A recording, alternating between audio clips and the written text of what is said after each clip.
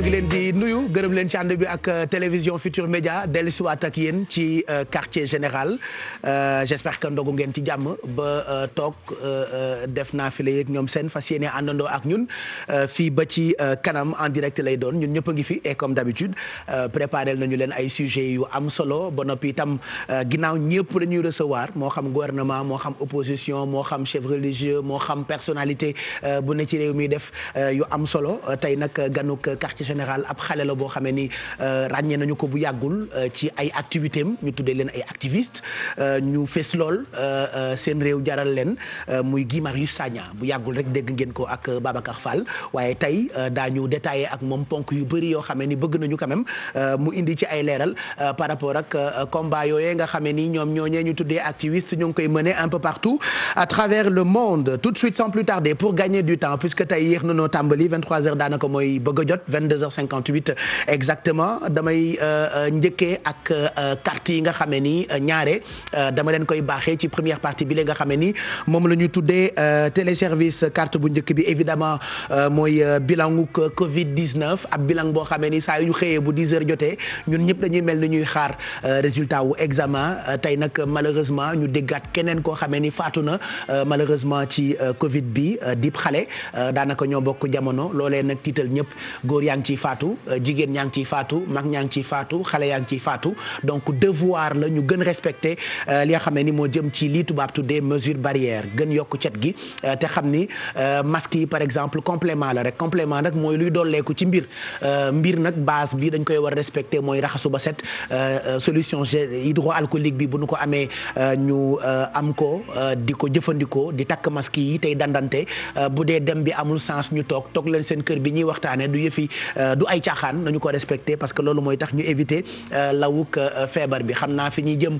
mooy jéem xool rek naka la ñuy dundee ak feebar bi ndax mu ngi bëgg a yàq lu bëri ci ay domaine indi crise économique dem beeg dikk bi daanaka mënatul ne yooyu yëpp bu ñu bëggee delluwaat lépp à la normale nanu góorgóorlu ci respect bi donc actuellement Sénégal mu ngi toll ci 1433 cas heureusement am na ñuy wér ñu ngi toll gum ci 493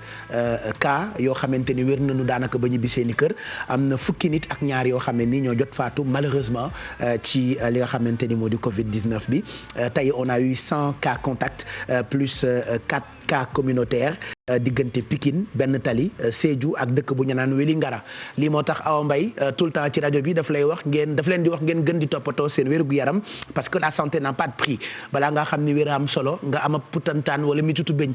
bopp buy metti sax déli la waxatuma la ak xeetu feebar yu garaaw yi nga xam ne ñoom ñi liggéey kër docteur sax xamaguñu exactement feebar bi ndax saa yu xëyee njuuy leen ba ñoom ñu ne moom Covid 19 dafa bëri ay zone d'ombre comme nag ñoom ñoo ci amagul lu leen leer waxatuma la ak ñun ñi nga xam ne xamuñu dara ci wàllu médecine donc nañu góorgóorlu rek ba respecter mesure barrières yi toog suñu kër yokku cet gi gàtt tànk ba noppi itam di takk masque yi ñi nga xam ne actuellement ñoo tëdd ci hôpitaux yi malheureusement ndax Covid 19 bi yàlla na yàlla fëgg seen bopp ñi tëdd it ci hôpitaux yi tey seetaan te yeneen i jàngoro dal leen yàlla na suñu borom aar leen xam leen ni nag ak feebar moom jommul kenn ça n'arrive pas qu'aux autres donc bu ci kenn kokkali kenn bu ci kenn xas kenn bu ci kenn bedd kenn bu ci kenn ñaawal kenn voilà noonu góorgóorlu rek ba jàppalante parce que y a eu tellement de personnes yoo xam ne actuellement ñu ngi kaas ni dañu tàmbali di leen beddi loolee stigmatisation bi ñëpp la naqari ñun nag dañu ko xaw a tàmm barki dem rek ñu ngi leen koy wax fii ci Sénégal da ngay judd ci koñ ñu naan la ñee dañ leen di tooñ wala ñee dañ leen di tam yooyu yëpp ay xeetu ñaawteef la yoo xam ne nii yàlla sax bugg ko et xel sax waru koo mën nangu ndax koo mënul prouver ni day naaw guddi defe naa dina jafe lool nga teg kaamil wala sa aqulaay taala ni ab dëmm la donc nanu bàyyi beddi konte te xam ne yàlla rek fi ne ñun ñëpp ñoo yam nag fa yàlla amul man amul Assane amul Coro amul yéen ñii donc nanu góorgóorlu te éviter di beddi donc lii mooy affiche su tay bi et c'est disponible actuellement ci compte yi nga xamee ni am nañu ko ci réseaux sociaux yi li ma leen bëgg a baaxee itam mooy xibaaru jaww ji ëllëg dina tombe ak alxames di bis boo xamee ni télévision Futur Média daf ko nar a jagleel Cheikh Ibra waaye bis la boo xamee ni météo mu ngi ñuy xamal ni actuellement nawet baa ngi xeeñ bëri na ci ay dëkk yoo xamee ni seeni température dafa xaw a jéggi dayoo donte suba gi nag dina xaw a féex tuuti ci ay gox yu mel ni Dakar nga xamee ni ëllëg dina yeewook 19 degré Saint-Louis dina yeewook température yu nar toll ci 20 degré Podor 27 Linguère 24 Matam 27 Diourbel 23 Kaolack 24 Ziguinchor 22 degrés Kolda 23 degrés Tambacounda 25 Kédougou 28 donc loolu mooy minimum yi daanaka ci dëkk yu bëri waaye ngoon gi météo mu ngi ñuy xamal ni thermomètre bi mën naa yéeg ba ci ay pic yoo xamante ni mën na dem ba 43 jàpp 45 ba 47 degrés boor yi fi xamee ni moo di Matam donc toog leen seen kër bi du nekk rek ndax Covid 19 bi toog leen seen kër bu ko defee ngeen éviter naaj wu tàng wi ndax mën na indi ay jafe-jafe boo waree ba naaj wi tàng mën ngaa xëm te dara jaru ko donc Matam dina yendoog 47 degrés 45 degrés boori Podor Linguère Diourbel Kaolack ba fi xamee ni moo di Tambacounda mën naa wàcc tuuti ba toll ci 44 degrés loolee météo nga ko prévoir dëkk bu ñu naan Kolda wàccaat tuuti ba toll ci 43 degrés météo nga ko prévoir fi nga xamante ni moo di Kédougou Ziguinchor 42 Dakar maximum moom dina toll ci 26 degrés quant à Saint-Louis dina yendu ëllëg ak température yu toll ci 35 degrés Podor 45 degrés. ñu baaxee leen waxtu marée yi yëngu-yëngu ak tekk-tekkaaralu géej gi donte dem beeg dikki gi ci géej gi dañu ko wàññi lool ndax malheureusement mbas mi waxtu marée haute yi moom ngeen di gis noonu bu njëkk bi météo nga ko prévoir 8h04 ci suba bi ci topp daañu ko am 8h19 ci guddi. marée basse yi bu njëkk bi ci kanam tuuti la ko météo prévoir dina tombeek 1h48 du matin jot marée basse bi ci topp daañu ko am exactement bu 14h05 jotee jant bi comme d'habitude bu ñu xëddee ba noppi après salaatu lay xëy du biddanti dina xëy bu 6h44 du matin jotee nara tëddi après xëdd après ndogu plutôt boori 19h28 donc ñu ngi gërëm bu baax waa service national météo ci seen jàppandal ak loolee ñu ñuy baaxee guddi gi ci première partie quartier général leneen loo xamee ni itam mën nañu leen ko baaxee mu mën leen a soxal ci téléservice bi mooy qualité ngelaw li nga xamee ni ñoo ngi koy noyyi ci Dakar capitale bu Sénégal mën nañu leen baaxee tableau Dakar bi carte baa ngoog lii ngelaw li tey waaye ngelawu tey bi mooy li ñuy prévoir ëllëg ngelawu jeudi incha allah 7 mai donc qualité air bi Dakar est moyennement dégradée selon information yi nga xam ne ni jëlee nañu ko ministère de l'environnement concentration particules yi daanaka dina xaw a kawe lool ca boor yi asalem donc éviter leen génn bu bëri bu boor boobu indice bi dafa nar jaune bu jaune mooy qualité bi dafa yamamaay maanaam taxu koo baax noonu bu verte nag mooy ni baax na par exemple tey ak suba fu mel ni Yoff qualité ngelaw li ñu nooyi dina am qualité Guédiawaye même chose Bel Air biir Dakar Médina ak cathédrale dina am qualité waaye boori HLM moom dina jaune jaune na tey te day jaune suba donc taxu koo baax noonu bu dee dëkkee ngeen boor boobule ngeen am asthme wala xeetu jàngoro yoo xam ne ni dafa xaw a laale ak nooyi na ngeen moytu puisque particules yu xaw a doy waar ñooy jaxasoo ak ngelaw li nga xam ne ni dañu koy nooyi heureusement ba ñëpp a ngi takk seen ay masque mais quand même toog seen kër bi itam dafa baaxaat par rapport ak ngelaw li nga xam ne ni moom la ñuy nooyi souvent ci yenn gox-goxaan di ay prévisions yoo xam ne ni ñoo ngi ko jëlee ministère de l'environnement ca fi nga xam ne ni mooy centre de gestion de la qualité de l'air ak direction environnement et des établissements classés ñuy gërëm waa service communication bu ministère boobule ak suñu jigéen Amina Doudou Thiam moom yaay sukay voilà 23h05 mooy doog a jot Lamine Samba ngi wàcc moom daañu ànd ak moom léegi ci yéen kaay yi mais d'abord ñu baaxee leen waxtu julli yi loolee itam mën na leen a soxal bu dee gox bi ngeen dëkkee du ngeen mën am jàkk ju noddu mën ngeen a profito xool ci tableau bile bu leen neexee sax ngeen def ko alarme donc ëllëg fajar jullee mu ngi toll ci 5h30 tisbaar 13h07 la ñu ko fas yéene julli takkusaan daañu ko julli 16h18 timis 19h32 gée julleem dina toll ci 20h40 yeneen i julli lañ ciy toftal léegi muy naafile yi te loolee dañ ciy ànd ak Oustaz Assane ñu nuyu la ziar la jox la sa wàccuwaay yaa Oustaz. jërëjëf Baye Cheikh maa ngi lay delloo nuyu di la delloo ziar di la jox sa wàccuwaay di nuyu ñu bokkal plateau bi di ziar bu baax mbokk yu baax yi ñuy topp ci quartier général si weeru koor bu nekk ñu nekk si réew mi ak si bitim réew ñaanal leen yàlla suñu borom defal leen xéwal defal leen sutura defal leen teranga adduna ak àllaaxira si darajay Seyduna Muhammad sallallahu alayhi wa sallam jël ziar yooyu ak nuyoo bi teg ko suñu loxo suñu benn soppe El Hadji Sele Pouy ak njabootam gépp Faat Ndooy Xadi Fall Sali Jaara ñu ngi leen di nuyu ak waa Mbaaw yëpp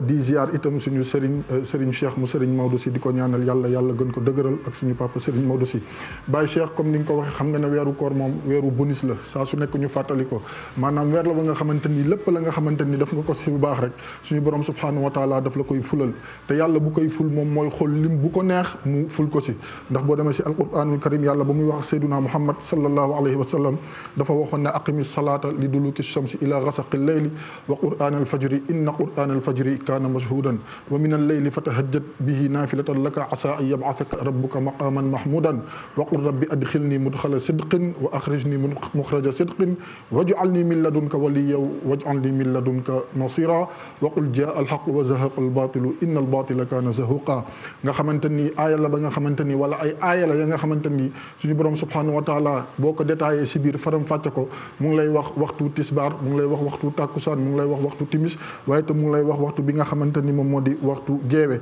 di wax Seyduna Muhammad sallallahu alayhi wa sallam nekk guddi gi nag wa min al-layli fatahajjat bihi naafilatan laka bu guddi jotee na ngay jóg di julli di jaamu sa borom subhanahu wa taala si la nga xamante ni ay naafila lay doon mu ne ko boo ko defee rek asa ay yab'athaka rabbuka maqaman mahmudan suñu borom subhanahu wa taala dana la jox ëllëg yawmal qiyaam ay maqaama ya nga xamante ni yu kawe la kon ñun itam bu ñu defee naafila yooyu dañuy ñaan suñu borom subhanahu wa taala am si moom yaakaar mu jox ñu ay maqaama ya nga xamante ni yu kawe la ëllëg yawmal qiyaam kon naafila tey bi ku ko mën rek nee nañ na nga def ñaari rakk bu nekk nga jàng si fatiha ak li nga xamante ni moom moo di qul huwa allahu ahad allahu samad lam yalid walam yulad walam yakun lahu kufuwan ahad juróomi yoon mooy ixlaas nee nañ képp ka nga xamante ni def nga ko suñu borom subhanahu wa taala mën na la si bindal yoolu ka nga xamante ni fa tabarakallahu day dugg aljana ba pare aljana ja nga xamante ni ay wurus rek ñoom ñoo fay nekk waaye itam ak junney lal ba nga ya nga xamante ni fu ko neex lay fanaan ndax buñ la joxee exemple yooyu Baye Cheikh pour nga mën a am tuuti aperçu si àjjana naka la lay mel waaye sallallahu alayhi wasallam biñ ko laajee àjjana nan la mel dana fiha ma la aynun ra'at wala udhunun sami'at wala xatara ala qalbi bashar dafa wax ne àjjana la fa nekk bët mësu ko gis lañ fay déglu di ko fa dégg nopp mësu ko dégg te du ko mës a dégg waaye itam nee na xel sax mënu ko xalaat. mais man damay dégg. dogguma la de fii ñu ci xabru Seydina Muhammad sallallahu alayhi wa sallam. moi j'ai été invité de Dieu à la Mecque je le rappelle. ma dosé tuuti ma ak aw mbay. waaw am na yoo xamante ne bu dee da nga ko am muy jagle bu la neexee nga dosé ci dafa am partie boo xamante ni moom la ñu tuddee àjjana il paraît. ni mooy tapis vert bi boo fa duggee rek dugg nga àjjana. waaw xam nga foofu moom la sallallahu alayhi wa sallam. maa bayna bayti wa minbari rawdatun min riyaadil janna nee na diggante gis nga fa mu tëdd moom sallallahu alayhi wa sallam fa mu tëdd ñu def sa tapis ba verte ba ak fa mu doon taxaw di jiite nee na diggante boobu jardin la si jardin ajjana yi ëllëg day nekk si aljana dafa xam lu Sëriñ Fàlluwe bu xënte ba fa ne waaw kenn xamul nu mu kenn mën la ko décrire parce que lu tax parce que ku fa dugg rek sa tànk gëmal ne tegu na biir aljana ndax yonent bi sallallahu alayhi wa sallam moo ko wax moo tax tey jii bu fajar ma waree jot gars yi 23 heures la ñuy dem wala 22 heures pour jéem a jàpp place pour mën a julli foofu ngir ñaan fa te suñu borom subhanahu wa taala ku xës ba dugg aljana moom loo bëgg rek la suñu borom subhanahu wa taala di defal moo tax nit ñi di profito di dem foofu di fa julli di fa naafile di fa jàng alquran ngir mën a am ci li nga xamante ni moom moo di bànneexu aljana boobu ndax li ñuy wax paradis sur terre fenn rek la am mooy bërëbu sayduna muhammad sallallahu alayhi wa sallam ndax foofu boo xoolee fa mu tëdd foofu la néegam ne woon fa la lalam ne woon foofu la daan génnee si néegu ay Aïcha radiyallahu anha moom sallallahu alayhi wa sallam di tenkam ndànk ba boo xoolee ñaari minbar la nekk maanaam moom fi mu doon taxaw ak imaam yi léegi fi ñuy taxaw léeg-léeg sax ñu doon taxaw foofu ngir barkeelu foofu la ma soon taxaw moom sayyiduna Muhammad sallallahu alayhi wa sallam ëkk ga di jooy rasulullah sallallahu alayhi wa sallam xool ne ëkk gi kat cofeel gu mu am si moom moo tax muy jooy mu wàcc ne ko ma dalal man ak yow ba biir aljana foofu la yonent bi sallallahu alayhi wasallam di wax ne jardin la si jardin aljana yi moo tax yàlla neka naafila guddi boo koy def dinaa la préparer dencal la ay maqaama yu bari ëllëg ya nga xamante ni moom ngay am si biir aljana kon naafila ku koy def rek yow jàppal ne suñu borom subhanahu wa taala dana la yéegal si maqaama yi gën a kawe ëllëg yawmal qiyaam Baye Cheikh yàlla bu ñu yàlla fàtte amiin yàlla nañu boole ci ay ganam fa Makka buy yëpp passé ren waroon na maa ànd ak waa agence Tourelle ñu baax ñooñu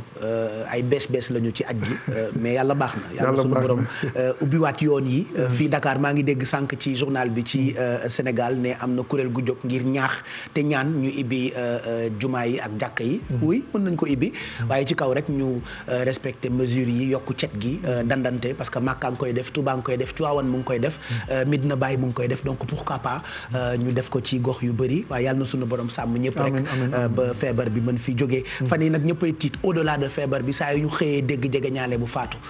ñun moom dañ cee xaw a na ma yàlla baal ami problème tey rek déggaat nañu suñu benn xarit boo xamee ne suñu wóllëre la di grand Zakaria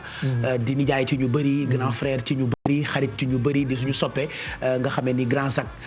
bu ngeen gisee photom léegi nii di ngeen koo xàmmee suñu xarit bu baax bëri valeur ndeysaan moom sànq lañ ñu wax ni moom it génn na àddina ñu ngi koy ñaanal tey masawu njabootam yëpp dee nag ala kulli al moom du jaas li ñuy ñaan rek mooy mu yéex waaye fan nii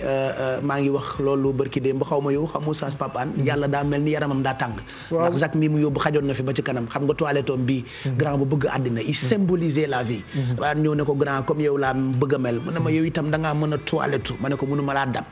ku neex ndeysaan macha allah yàlla na sunu borom loolu taxaw ko amin yàlla na ko yàlla xare aljana ñu koy jàll ay mbokkam yëpp ak ña mu nekkaloon fa tabarakallahu ndax weer wi ku si génn àdduna moom du ñu def lu rafet njortu si yow weer bu baax la weeru koor la ndax tey jii nii mais nañu fi yàlla bàyyi rek lu mu baax amin ba si kanam comme li yonent bi sallallahu alayhi wasallam waxoon baax ak yooyu yëpp garaaw comme li yonent bi sallallahu alayhi wasallam waxoon rek comme li yonent bi sallallahu alayhi wasallam waxoon rek nee na bu weeru koor ñëwee buntu safara yëpp dañ leen di tëj ubbi bunti aljana yi kon képp ka nga xamante ni gëm nga yàlla gëm yonent bi sallallahu alayhi wasallam faatu si weeru yërmande ak weeru njëggal ak weer wi nga xam ne si la yàlla subhanahu wa taala di goreel ay jaamam safara kon du ñu def lu defet njorto si yow kon ñu ngi koy ñaanal yàlla sëñ Zakaria yàlla xaare ko aljana bàyyi comme ni nga ko waxee rek dee moom du jaas yàlla ne woon na qul innal mawta alladi tafirruuna minhu fa innahu mulaaqikum thumma turadduuna ila alimil ghaybi wa shahada fa yunabbi'ukum bima kuntum ta'maluun yàlla ne woon na dee bu fekkente ne da ngeen koy daw mu ngi leen faire face di ñëw faaw day daje ak yéen kañ la fan la naka la yàlla rek moom moo xam te yàlla waxoon nañu si alquran ne jamono dina ñëw yu bëree dama koy wàññi si ak quantité ya nga xamante ni yu rëy la yàlla waxoon na ne tiitaange dana am fu mu nekk nii ñëpp a tiit yàlla waxoon na ne xiif dana am fi mu nekk nii am na ñi nga xam ne ñu ngi commencé jaaxle yàlla waxoon na ne économie bi bés dina ñëw dana wàññeeku te fi mu nekk nii ñu ngi koy waxtaane sànq en off économie fi mu toll nii mu ngi commencé resmi économie mondiale waxoon na ne jamono dina ñëw ay bakkan yu bari danañu rot te fi mu nekk nii bakkan yu bari itam ñu ngi rot waaye yàlla suñu borom subhanahu wa taala lenn rek la si bëgg muy ñu delluwaat si moom jox ko li nga xamante ni moom la moom yi am yàlla subhanahu wa taala ndax li maam Ibrahima waxoon rek qul inna salaati wa nusuki wa mahyaaya wa mamaati lillahi rabbil alamin nee na lépp lu ñuy def rek suñuy julli suñuy koor suñuy lépp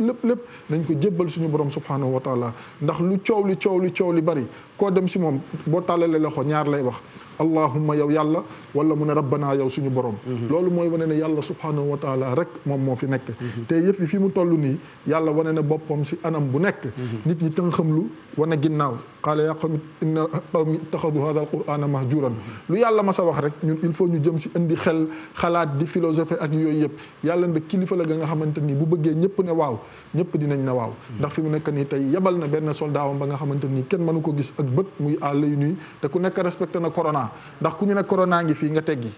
du dëgg kon respecté suñu borom subhanahu wa taala jaadu na li Serigne Cheikh Mbacke laay doon wax naan rus yàlla jot na kon rus yàlla jot na ñun ñëpp nañu delluwaat rus yàlla jébbal ko li nga xamante nii moom la moom te ñu xam ne nag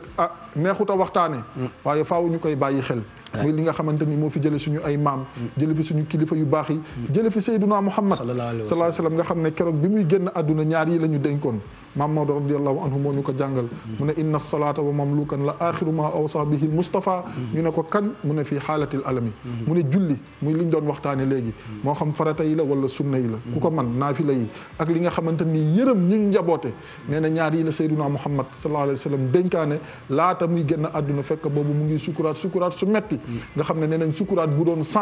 moom 99 yëpp moo ko àngu ngir yërmande bu mu am si ñun ñu jël 1% yi séddale ko xeetam yëpp moo tax keroog bi muy wax mu ngi naan bi muy sukuraat mu ngi naan inna lil mawti la sakaraat dee moo metti kon bu ñu yàlla di jël yal nañu yàlla mu fekk ñu si li neex borom bi subhanahu wa taala bàyyi cheikh voilà mais bu soreeti ci dee da ngay tiital téléspectateur waaw manul ñàkk waaw nañu baalal rek weer bu baax la tout ça vraiment mais daal waaw jarul tiit xam nga lu tax jarul tiit xam nga tiit chaque jour ma nettali la maire ba ma taseel Amérique fu ma maa ngi dee kontaan sa yaay déggeen dama ko gént mu la dee laajte ba ne ko na ma déggeen baal rek bu ma laajte de déggeen na ma bàyyi rek déggeen si ma sa yaay mu ngi la dee xool nee na maa ko dee xaal di gént nee na mu ngi la dee woo ma ne ko déggeen bu ma woo dama bàyyi rek mook Mariane yëpp nañ ma bàyyi rek ci kanam sama yaay maamam dafa yeex gaañu namu ma ko ku ñuy wax maam Kalbi Samb yàlla na ko yàlla yërëm ak mboolem jullit dafa gaañu 2003 fekk ma ñëwoon fi ñëw vacances dégg na ma tëdd gént ko mu ne ma boo demee neel sa yaay moom laay xaar sa yaay mu ngi la dee xalaat maa ko gént mu la dee xalaat ma ne ko bu ma xalaat dama bàyyi rek yaa ngi dégg dama war a kat ma gént sama maam jooju mu ne ma neel sa yaay moom laay xaar ma ñëw ne sama yaay sama maam nee na yow lay xaar mu ne ma boo demee nekk yow laa yónni yabal naa la demal kon pour wax ne affaire bi moom kenn ñemew ko kenn bëgg ko yow dégg maa ko soxla woon fii pour mu gunge ma mu dem moo get dem du ma ko jëli géddul du jaar ku dem du ma la jëli bàyyi Gambie bi naan sa yaay fii nga taxawee fii ci Times Square bi fii la daan taxawee di def wareefam bu mag bi maa ngi ko dee gént mu ngi la dee xel di xalaat mu ne ko bu ma déggeen xalaat na ma baal rek comme dem na dem bàyyi na ñëpp ñoom dem nañu waaye nañ ko wax rek ci ñaari kàddu rek waaw xam naa waaw yàlla nañu yàlla dolli sutura te may ñu gudd fan te saxal ñu si gëm ko ak bëgg ko te sàmmal ñu suñu ngor ak suñu diine bekër balaa ñu leen di fekk yàlla na yeex ndax bu ñu yàggee fii di leen ñaan tamit ñoom seen avantage la kon ñu itam nañu fi yàgg rek di leen ñaanal te itam wax dëgg yàlla ñu koy bàyyi xel rek ndax macha allah très intéressant maa ngi seen sax gii di ree xam nga ay ñoom gii activistes yi des fois on a l'impression que duñu reetaan ba ñu bëri duñu leen ñame dama bëgg ngeen won ma ko parce que dama bëgg tey mu wax ma ban joolaa la moom joolaa fan la bi mu jógee ci affaire yi rek gis naa ko mu dem seen dëkk directement ñu sol ko te foofu man bëgg naa fa dem ndax Sénégal dafa xaw a metti Guy Marius Sagna moo ñu defal honneur tey ñëw fas yéene àndandoo ak ñun ci guddi gi gis ngeen ko ci télé yu bëri gis ngeen ko ci ay débat mais tey defe naa daañu détaillé waxtaane parcours am waxtaane li mu nekkee ak cofeelam ci Sénégal surtout merci d'être là ñu ngi lay gërëm ci teewaay bi dafa teel a ñëw nag parce que nee na buggul tooñ nee ñu fu la 20h fekk rek amoo droit génn gi 6h la ñëw te xam naa tey dafa nar a toog ba 6h encore du matin merci ci ni nga ñu nangulee ñëw teew tey ci quartier général bi ko sénégalais yi yëgee ñoom ñëpp xaar nañu la et que je reste convaincu que ñu ngi préparer ñoom itam seen ay questions et daañu détailler ay points yu bëri ñu ngi lay nuyu di la ziar gi. Pape Cheikh Diallo maa ngi lay fay di nuyu mbooleem ñi ma sekkal plateau bi. di nuyu mbooleem soppe TFM rawatina soppe quartier général di leen gërëm ci invitation bi am mbégte loolu nekk fii. voilà mais Joola fan nga. man Joola Niassiala plus précisément Etomé bi ngeen dégg le 8 mars. fi ma demoon ginnaaw bi ma génnee kaso camp pénal. joolaa yi tamit dafa xaw a bëri comme ni séeréer yi bëriwee. di nga dégg séeréer ndut séeréer saafeen. séeréer siin. parce que ban karo ni ke la. noonu la amee ay joolaa yu bëri. man joolaa bayot la. bayot. voilà par exemple yéen li ngeen xam mooy kasumay kepp. yéen lu ngeen di wax. ñun mazunumi. nan mazunumi. voilà. donc ay Joola Bayot la ñu. donc nekk dans la zone de Bayot Essing mais profité ci occasion bi di nuyu waa Sénégal yëpp. waa diaspora bi. waa Casamance naturelle waa Ziguinchor Bayot Essing. voilà parce que pourquoi ma laaj la ko man effectivement Joola Karoninke la ñun du ñu wax kasumaay nga zuumay la ma la ñuy wax. nga zuumay la ma donc yéen yéenay wax. Mazunumi voilà. on t'adore merci très décontracté on va discuter avec lui merci encore d'être là donc ñoom gi noonu la ñu nuyoo gi et ñu ngi nuyu suñu mbokk yooyu noonu Daouda Mine est déjà là Cheikh Tidiane Diagne itam maa ngi koy gis donc beaucoup de questions yu ñuy préparé pour waxtaanee kook Guy Marius Sagna invité bu quartier général balaa El Hadj Lamine Samba ma fàttaliwaat leen ni mën ngeen dès à présent parce que bu ñu tàmbalee waxtaan bi rek jot du am ngeen teel a dugg ñu jox leen seen ay ndimbal xam naa ndimbal yi tey Guy dina ci wax ndimbalu gouvernement bu Sénégal parce qu'il y a eu beaucoup de bruit par rapport ak ñi mu àndal ñun nag du ñu force Covid mais force quartier général la ñu on a beaucoup d'enveloppes qu'on vous offre tout au long de cette émission ku dugg rek ñu jox ko 100 000 wala dund boo xamee ni ak ku pañe la bu ñu leen di livrer seen kër def na diwlin def na ceeb def na tàndarma def na sax masque gel ak saabu donc on vous offre ça muy participation quartier général ci période bi la nga xam ne ni période du solidarité la donc ñu ngi leen di xaar dès à présent téléphone bi dañu koy ibbi ku dugg léegi nii rek di nga bokk ci njëkk a séddu parce que séddale moom nañ ci taamu kudd yu njëkk yi et puis bu ngeen wootee dëkku Guy Marius Sagna ba nuyoo ma fay leen naa leen jox ndimbal lu baax loo xamante ni dina doon lu leen di bégal El Hadj Lamine Samba ñu ngi lay nuyu di la ziar jox la sa wàccuwaay bég lool comme chaque soir tey itam nga teewati pour yéenekaay yi parce que bëri na ci ñoo xamee ni peut-être ak koor gi insomnie bi nga xamee ni moo raw épidémie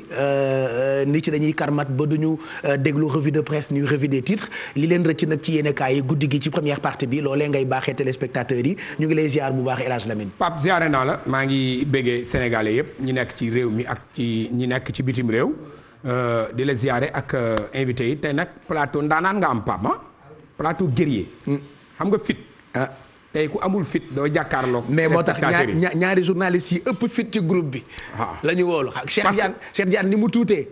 Daouda Mine ak mine yi muy indi chaque jour tey dina sax de Pape tey Pape dama la bëggoon jox benn conseil waaw tout d'abord Pape wutil ay verre ay lunettes j'ai des lunettes moi waaw nga koy takk parce que ni ngay xoolee feuille bi nii ça se voit que tu regardes très mal. ah déet xam nga yi ma doon takk da ngeen foog ne ay lunettes toilette la. waaw non sol ko du toilette médicament la de. Pape sol ko. waaw naa ko sol. acca Pape ñu tàmbali ak l'observateur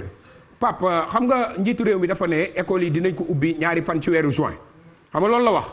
mais am na ci koo xamante ni moo jiite fédération nationale des parents d'élèves bu Sénégal nee na ñu ngi ñaan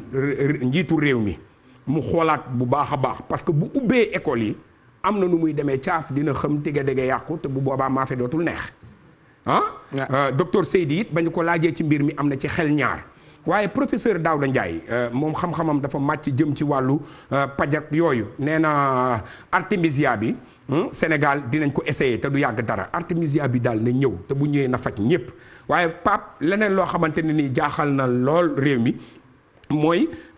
état d'urgence bi nga xam ne nekk nañ ci économiste bi di Bamba Khadim Bamba Diagne nee na bu ñu génnul ci état d'urgence bi ci nu mu gën a gaawee entreprise yu bari ci réew mi daañu këpp daanu lañ jëm ma daanu ci enquête quotidien mi dikk ak ñun ci liggéey ak yor njaboot xam nga ñu ngi ko tuggee télétravail télétravail nag ñu bëri doom yi ñu yor xaw na leen jaaxal lool ci biir kër yi dinañ kontaan yor seeni doom waaye dinañ jaaxle lool ndax jooyu liir yu metti kenn mënu ko boole ak liggéey L'As quotidien dikk ak ñun ci ñiy liggéeyee ci wàllu wér-gi-yaram Pape walla nañ ñu bari de waaw médecin chef bu Médina Gounass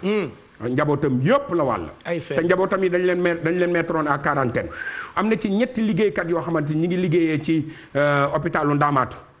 jàpp nañu virus bi de. yaa ngi imaginer ci quartier général bi rek ñu wàllante ñu quarantaine fii ñu ne seetaarañam Pape xoola ñuy fanaanoon Pape ca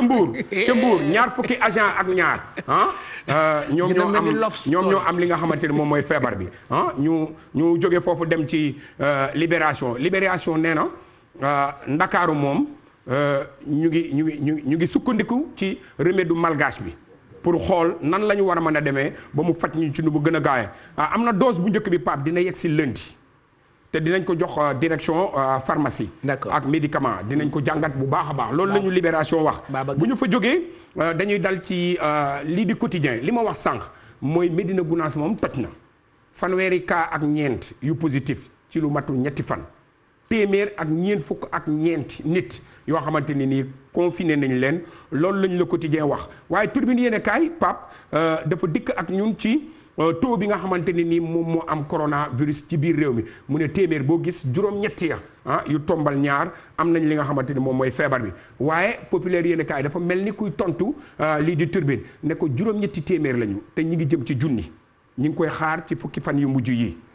ñooñu loolu la docteur yi wax nee nañ bu ñu deful ndànk bu baax a baax jamono jooju populaire yéen kaay nee na Sénégal commandé na juróom-ñetti navire de guerre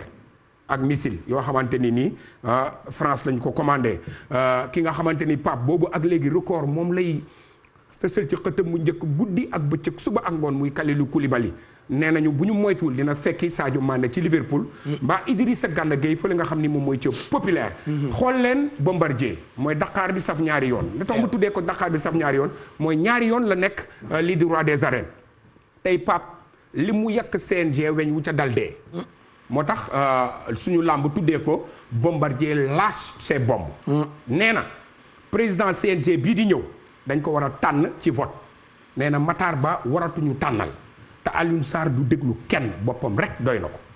te nee na li tax mu gën a mere Alioune Sarr moom Bombardier nee na Alioune Sarr moo bañoon diggante combat am ak ki nga xamante ni moom mooy Rocky Balboa Pape coronavirus la ñu nangu woon balaa mu fiy ñëw yépp tey bañ na ko yàlla dañ ci yàlla xam nga bu njëkkoon boo takkee soxna baa ngay ngénte ak loo mënti def police du fa ñëw waaw géwél lu mënti def xam nga fi ñu toll teretu géwél moom jeex na wallaay mbay dafa am ku doon takk jabar ñu gën ko xam ci Baara Gaye Killing Air ku baax ñu wane ko ci site internet yi bañ ko wane ci site internet yi ñuy baatere xaalis ñaa xarañ loo jàpp nañ ko Adja Diallo jabar ji jàpp nañ sama xarit yooyu Alassane Mbaye jàpp nañ non léegi nag waa ji ne au lieu que mu doon lune de miel wala lune de fiel la doon xam nga li ci garaaw mooy la Saneex waxoon ca théâtre am boobu léegi li xew ci réew mi mooy ak xew-xew lu mu mën a doonee pas de mbumbaay nii de xumbaay metti na nii de rumbaay lépp nañu ko teg ci suuf ba lii passé ñu koy ñaanal nag man ndax sama xaritu bopp la yàlla na leen fa yàlla génnee ci nu mu gën a gaawee te keneen ku am xew ak moo mënti am Pape nga muñ rek muñ ko Pape maa ngi sant di gërëm bu baax a baax maam jaara fashion waaw Pape comme dab xam nga Pape c'est pas évident altine talaata àllarba alxames ay tailleur di la ñawal chaque jour yombul may gërëm Ndeye Fatou Ndiaye mooy secrétaire bi Aliou Ngom mooy tailleur bi 77 510 08 09 77 510 08 09 gis nga 2 tons sax laa ko def tey da ngay moromu xale yow da ngay suñu morom ci sañse non Pape xale may dëkk waaye ma nga may daan c'est parce que gisoo épaulette yi yow doo moromu benn xale ci Pape da ngay saboté wala saboté mais dama jógal ñëw taxaw ñu xool nga xam ni xëyum 404 bokk la ngontum avion mais je fais presque 2 mètres. da nga maa sori te mag la ma. waaw ok kon maam Diarra Fassane 510 08 09 Pape Baye Thiaye xam nga ko. Baye Thiaye mu njëkk ma. anamu. ma nga Italie Napoli. ah bon mi ngi lay nuyu. sama xarit la. mi ngi lay nuyu bu baax a baax. barki démb porté naa ko disparu ci WhatsApp bi kon mu ngi fi. waaw nee na. jamono ji ñuy toll nii. muy Italie muy Napoli. na fa nga xam ne moom la ñu nekk ak Loti Sarr ak maam Karossi nee na jamono ji Europe yëpp yow la ñuy seetaan. macha allah. te kon loolu sante ko yàlla. macha allah Pape ndax yaa war a wax yaa ñu doy bu mu la tax a wax loo xamul. mu ngoog et puis yaa ngi ko teg ci temps. dama lay yóbbante nuyoo suma benn xarit Habib Niang. mel na borom Thiès. mouvement su ànd suqali Sénégal Habib Niang bu impôt et domaine. Habib Niang mi def social. dëgg la voilà Habib moom suma xarit la maa ngi lay yóbbante nuyoo ci moom. dinaa la yëgal ku bëri valeur. dinaa la yëgal ñaar de. Habib Niang. mangu guddi la. xale du ko gis weñ du ko biiw. mango guddi. macha allah xale du ko gis. bu la neexee màcc mu siit say loxo. ma ne. mango guddi la xale du ko gis mag du ko biiw. weñ du ko biiw. jërëjëf. Pape jàmm xéwal. Fat Ñang Bant. waaw mooy sama maam. Bant yaram jéey Ndeela yaram jéey Fatou Mbengue yaram jéey. maa xam may maam. jërëjëf. sama fan sa nga invité Guy Marius Sagna. mais balaa ngay dem loo koy wax. fi mu ko jàpp foofu la. dafa jàpp nekk de l'autre côté. na nekk de l'autre côté nekkal fi sénégalais yi. waaye ñeneen ñi nekk beneen côté it nañu jàpp ni ñoom Sénégal lañ fi nekkal. et puis nekkal Sénégal sans rien attendre en retour jóg rek ne da ngay xeexal sa dëkk. Pape am na ci dara de. ah oui loolu moom neex am na ci dara. xam nga gars yi li ñuy gis souvent. mooy am bi mooy xaalis. mais Guy Marius Sagna bu xeexalee Sénégal. ba dugg ci kaso ba génn la mu doon ñaan wala la mu doon xeex mu faju am na ci. am na ci mi ngi ciy gagné Pape. c'est bien am lu mu ciy gagné. mooy richesse du cœur. parce que Sénégal la fi nekkal. c'est bien ça. ma koy ñaanal jàmm ak xéwal. kontaan nañu ak sutura bu baax a baax. jërëjëf. yàlla na jàmm yàgg. jaajëf Lamine. bee suba. incha allah Jamaïcain sama doom ziar naa la. la Baba ci RTS daan wax bee léeg. incha allah. outsider yi 12 14 22 gis-gis xam nga ko seetaan nga RTS ba tey après journal gis-gis bu joxee outsider yi 628 76 76 bee léeg yow tam loolu dafa neex RTS neexoon na nag jamono clip du jour mais léegi télé yi bëri nañu et que tout le monde regarde télévision Futur Média voilà mu ngoog merci beaucoup El Hadj Lamine Samba ñu ngi lay gërëm bu baax il faut prendre souvent les choses du bon côté lu crise bi métti ngeen di neexal jotaay yi comme ni nu koy defee defe naa dañ leen di inspirer rek pour seeni kër bu ngeen ndogoo ba noppi ba toog jëm xëdd àndandoog ñun ci télévision Futur Média di reetaan di saafonte day tax tension bi wàññeeku ça fait quand même du bien ñuy gërëm nag partenaires yi ñu àndal yëpp balaa Mamadou Ndiaye di leen gërëm man sama ndox maa ngi CO la tudd bu ngeen ko bëggatee seerut Sénégal la nu ko defaree dem leen ngeen wuti ko da ci am nag bu ndaw boo xamante ni petit nenne laa ko tuddee petit nenne ngi bi itam bi sax du petit nenne am na bu ko gën a gàtt waaw am na bu ko gën a gàtt boo xamee ni mën ngeen ko jënd ci boutique yi ça s'appelle CO c'est léger et ay sénégalais ñoo koy defar mën ngeen ko am un peu partout ci grande surface yi par exemple bu ngeen demee am na supermarché bu nekk Sakanal côté HLM di ngeen ko mën a am Sodida et puis c'est disponible partout ça s'appelle CO donc man mooy sama ndox bii nag moom laa préféré petit néné laa ko tuddee Henriette Dupuis comprendra pourquoi ma tuddee ko petit néné voilà donc ay ndox yu neex yoo xamee ni daal c'est léger pas cher et c'est eau minérale actuellement dañuy prôner set donc bu ngeen dee jënd na ngeen choisir bi nga xamante ni mooy CO ndox mu neex la ñu ngi ànd itam ak ñoom Orange ak yeneen i partenaires yoo xamee ni Mamadou Ndiaye ñu ngi leen di gërëm ginnaaw bi ñu la nuyoo ci seen jàppandal ci quartier général premier talk show fii ci Sénégal. jërëjëf Pape Cheikh gannaaw boobu la nuyoo nuyu téléspectateurs yeeg internautes yi ni nga ko waxee noonu la di remercier encore une fois suñu partenaires yi nga xam ne ñoo jox confiance ki groupe Futur Média surtout quartier général di remercier waa lait Kanja surtout le bon goût du lait moom lañ koy wax ak TQG bi nga xamante ni mooy Touba Quincaillerie Générale ñoom nag ñi ngi nekk fii ci Kër Damel rond-point 26 65 rue Galandou Diouf ci Dakar 84 rue Galandou Diouf aussi ñi ngi fa disponible ñoom waa TQG ñoom nag ñooy xeex ci mbirum humidité yeeg maanaam mur yu tooy yeeg yooyu Orange aussi wax nga ko seen taxawaay bu am solo surtout ci moment bi moment mën nañu wax confinement partiel wala ñenn ñi duppee ko confinement aussi ndaxte connexion internet bi xaw na tane bu baax a baax surtout ci prix yi nga xam ne def na ko pour ay clients waa NMA ak ñoom tamit ñi nga xamante ne ñooy liggéey lii di pastami ak savon lame ci période bi nga xam ne période coronavirus bi rek raxasoog set gi ak Delia ak ñi nga xamante ni aussi ñoom ñooy gamme Jadida bi sant yàlla boutique Prestige Déco ak Cheikh Kacha mi nga xamante ni aussi livraison mburu yeeg yeneen yi nga xamante ne arrangé njóobeen yi ak wax nga ko OCIO mi nga xamante ni actuellement ku nekk day prôné lu waaye di defar sa dëkk na nga ko fa def waa dëkk ba jëriñoo ko. Voilà et puis j'ai une très bonne nouvelle la dernière fois j'étais ak maa ngi toog am ku ma woo ne ma waaye yow comme yaa dëkk ci dëkk bi da ngaa sopp ak couvre-feu bi est-ce que bu guddee dinaa mën wootee pour ñu livrer ma lekk xam nga bu njëkkaan da ngay xiif à n'importe quelle heure le soir ak koor gi nga génn mais ndekete rapidos da koy def je vais vous donner un numéro de téléphone boo xam ne ni guddi gi di ngeen mën di commander ñu leen di livrer et tout à l'heure sax naa livré naa commandé naa ko testé en direct wootee rapidos peut-être ku nekk wax ma lu mu bëgg hamburger aw mbay nag xam naa pizza la bëgg nag coro moom hamburger lay bëgg hamburger moom shawarma lay lekk moom na lekk bi léger rek toilette ko de et sax ma ni couleur suuf su tooy la lu leer laa asan moom xam naa moom mu ngi ci kii rek moom it shawarma lay bëgg donc je vais commander je vais tester ça pour vous et puis voilà ngeen wootee ci guddi gi à n'importe quelle heure on vous livre puisque période bi période de crise la donc toog leen seen kër bi dañu ko war a respecter 23h35 on prend téléspectateur bi njëkk laata ñu def coming next bi Adjatou Aw Mbaye mu ngi fii Thioro Mbar Ndiaye Mamadou Ndiaye on a préparé beaucoup de sujets Yacine Sey itam ma petite cousine elle se prépare pour rejoindre ñu ci plateau bi Daouda Mine ak Cheikh Tidiane ñu ngi toogee ci beneen studio bi ak ki nga xamante ni mooy Guy Marius Sagna mu defal ñu honneur ñëw doon ganuk quartier général ñu tàmbali ak téléspectateurs yi bëgg ñu dimbali leen ci enveloppe yi ñuy séddale allo. allo. kooku. allo. allo kookan la. man la Youssou. Youssou na nga def. maa ngi jàmm. fan ngay wootee Youssou. Louga lay wootee. ah Louga ngay wootee Louga war naa fa dem sax parce que Bijou nee na am na benn quartier bu tudd Médina Salam 3 xam nga ko. waaw xam naa ko mais man côté Bayax laa nekk. ah. man Bayax laa nekk xam naa ko wax mais Bayax laa nekk. ah xam nga ko mais Bayax nga dëkk xanaa làkkat nga. bon peut-être on peut dire ça. waaw très bien nu ngeen def ak mbas mi mbaa yéen a ngi protéger seen bopp protéger xale yi yokk set gi takk masque yi toog seen kër. si exactement kenn du génn te on respecte comment dire les mesures et tout. j'espère que amul dara lu mu yàq ci seen liggéey. non je suis étudiant en fait mais yaakaar nañu lu bëri mais. ah oui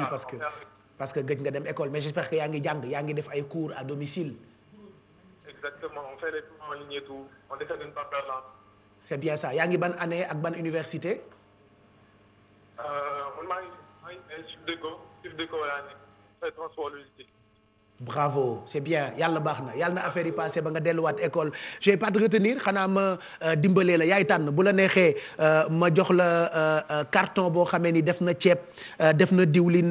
dundu kër pour 1 mois wala ma jox la ko xaalis rek. xaalis rek. pas de souci kon Youssou def naa ko xaalis quartier général may na la 100 000. voilà merci Pape Cheikh. yaa ko moom na quitte pas comme ça ñu jël la ci ginnaaw nga mën a jot ci xaalis bi nu mu gënee gaaw juste rappeler comme ni ngeen koy gisee ci image bi nii lii yëpp mooy yi ñuy maye voilà yi ay ndimbal la gis ngeen ko am na saako soble sama benn rakk day jaay soble ndeysaan xam naa il faut que mu commande soble ci moom jabaru Chérif day jaay soble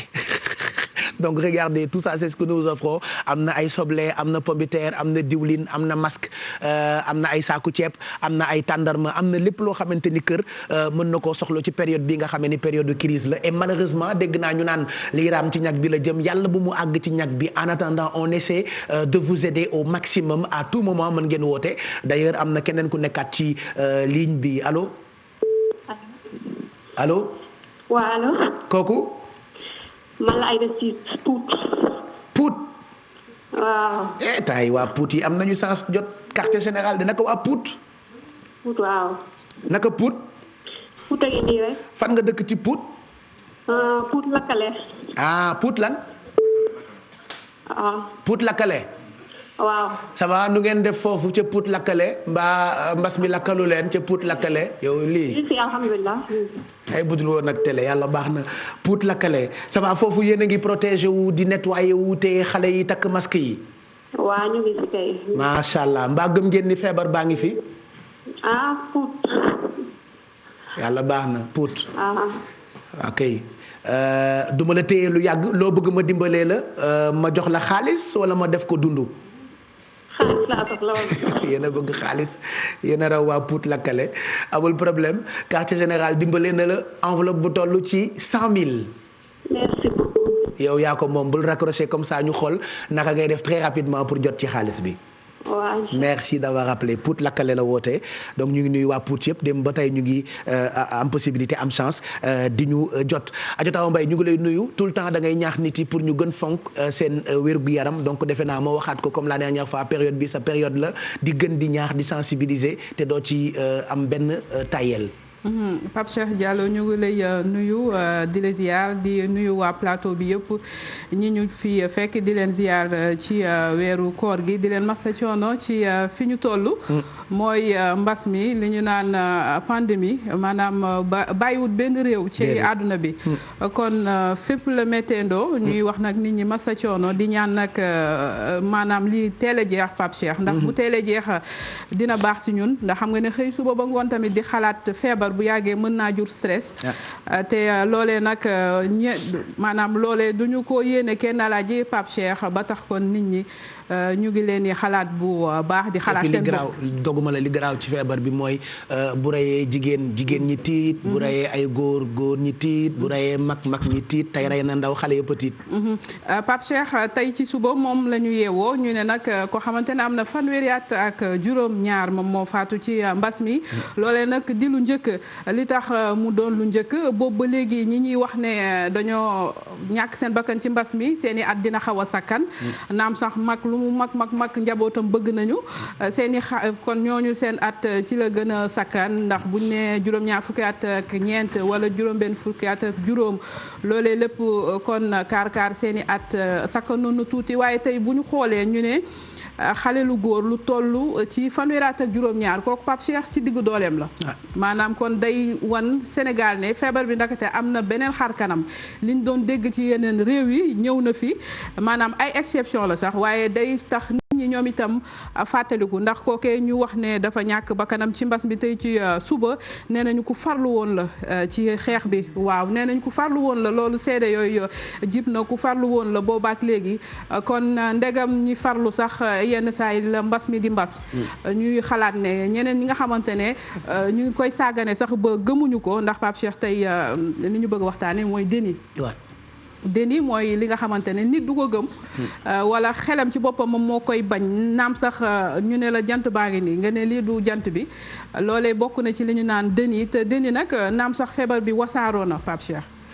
Sénégal ñëpp a ngi koy dégg saa su ne bu ñu xëyee ministère de la santé nit ñaa ngi déglu liy tukkee ci jukki bis bi waaye am na ñoo xamante ne ba léegi gëmuñu feebar bi soo waxee dañ naan la lan mooy say preuve mais loolu feebar la defe naa ci wàllu psychologie voilà loolu xel moo koy bañ donc moo tax tey ñu ay dalal kii di docteur Abou Sy jiite cellule soutien psychosocial bi ministère teg jëm ci mbas mi dina wax li nga xamante ne mooy déni bañ rek maanaam gëmm say bët fàtt turus ne lii duma ko gëm te tey ci suba li ci xew kenn ñaanu ko yàlla waaye preuve le Pape Cheikh ndax bu ñu nee ndaw bu toll ci fanweeri at ak juróom-ñaar toog ci digg ndawam lu bëri waroon ko mu doon mbëbët lu bëri ci àdduna tey mu xëy suba yaakaaru ko woon sax ndax Pape Cheikh ku am Pastef ci xeex bi yaakaaroo ne sa bakkan dina ci des donc loolu tey bu amee dañuy xam ne kon feebar bi dëgg-dëgg la ku ko weddi tamit nag xanaa dangaa wax lu la neex rek waaye preuve yaa ngi fi ndax bis bu yàlla sàkk ñuy lim ay kilifa duñu xëy suba Pape Cheikh di lim ay nit ñu faatu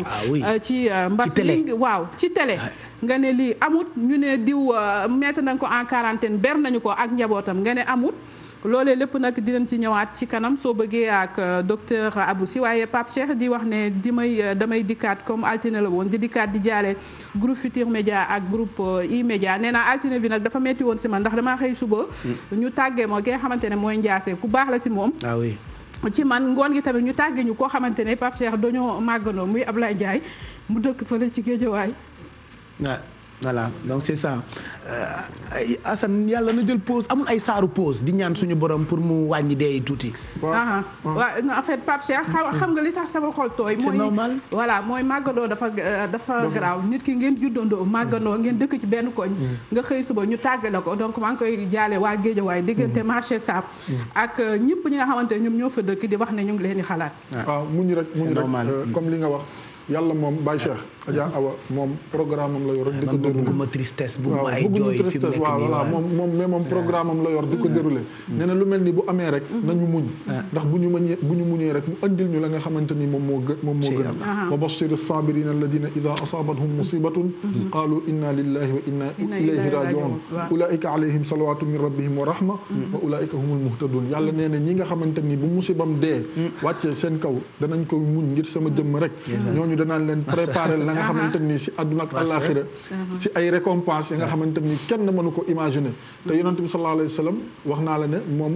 njabootam yëpp daanaka bi ñu nekkee ay tout tànk leen suul ba si ki mu tudde woon maam Ibrahim alayhi salaam nga xam ne keroog bii mu génnee àdduna nekk xale ñaari at maximum am ñu ko doon ñaawal si yëfër yi naan dafa yaradal dafa nàngam yàlla ne ko dencal naa la lu gën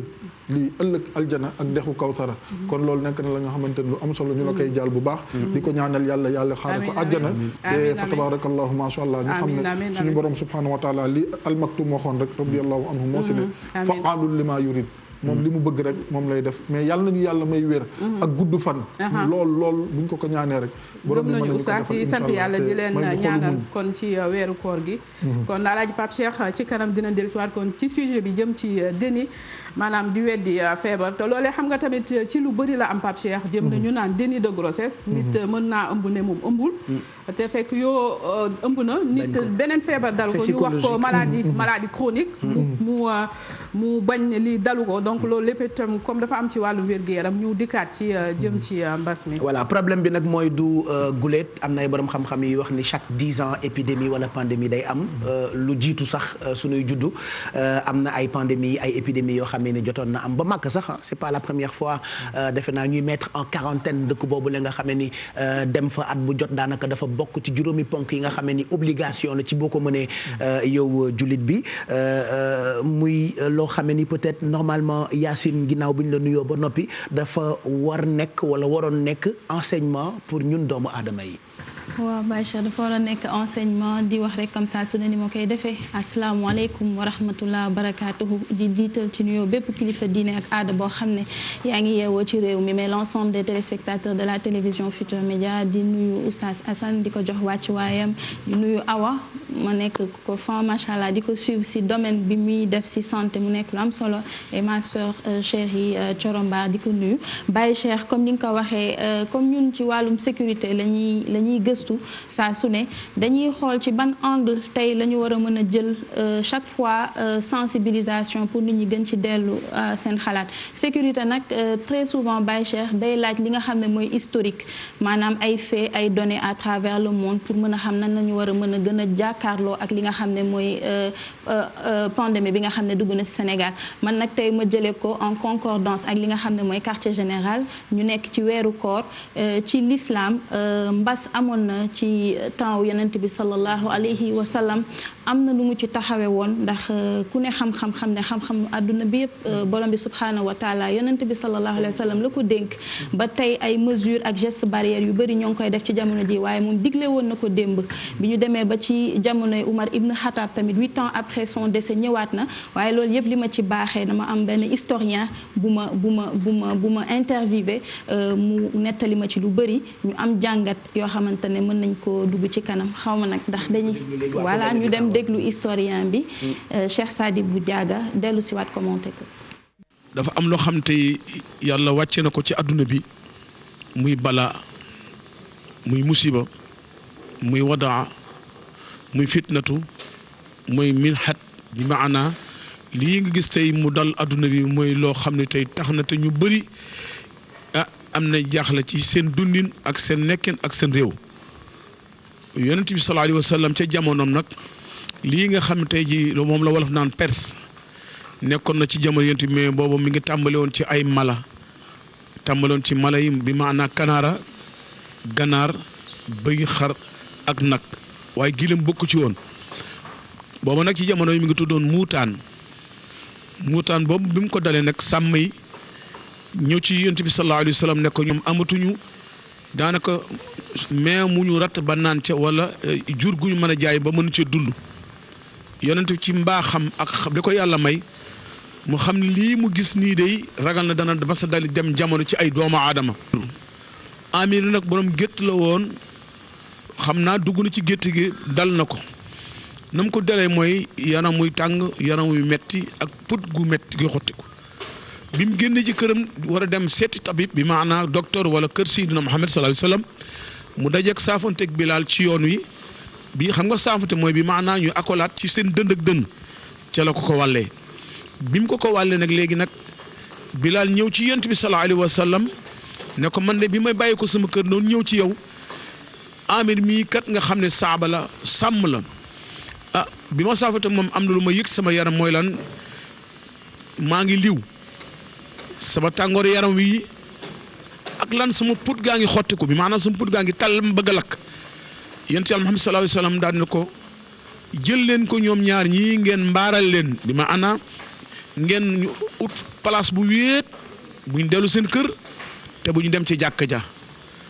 bi ma ana ca la woo ñëpp saaba yi wala mbooloo ma fa ne ko yëpp ne am sik lisaanik bi ma ana yéen ñëpp na ngeen noppi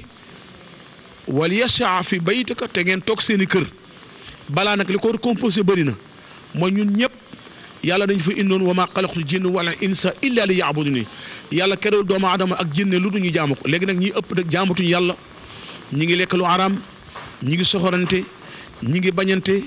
la yàlla bañoon ñu koy def yàlla nag kon nag ma wan leen man rek la sànni li muy sànni mu tombek li am ba am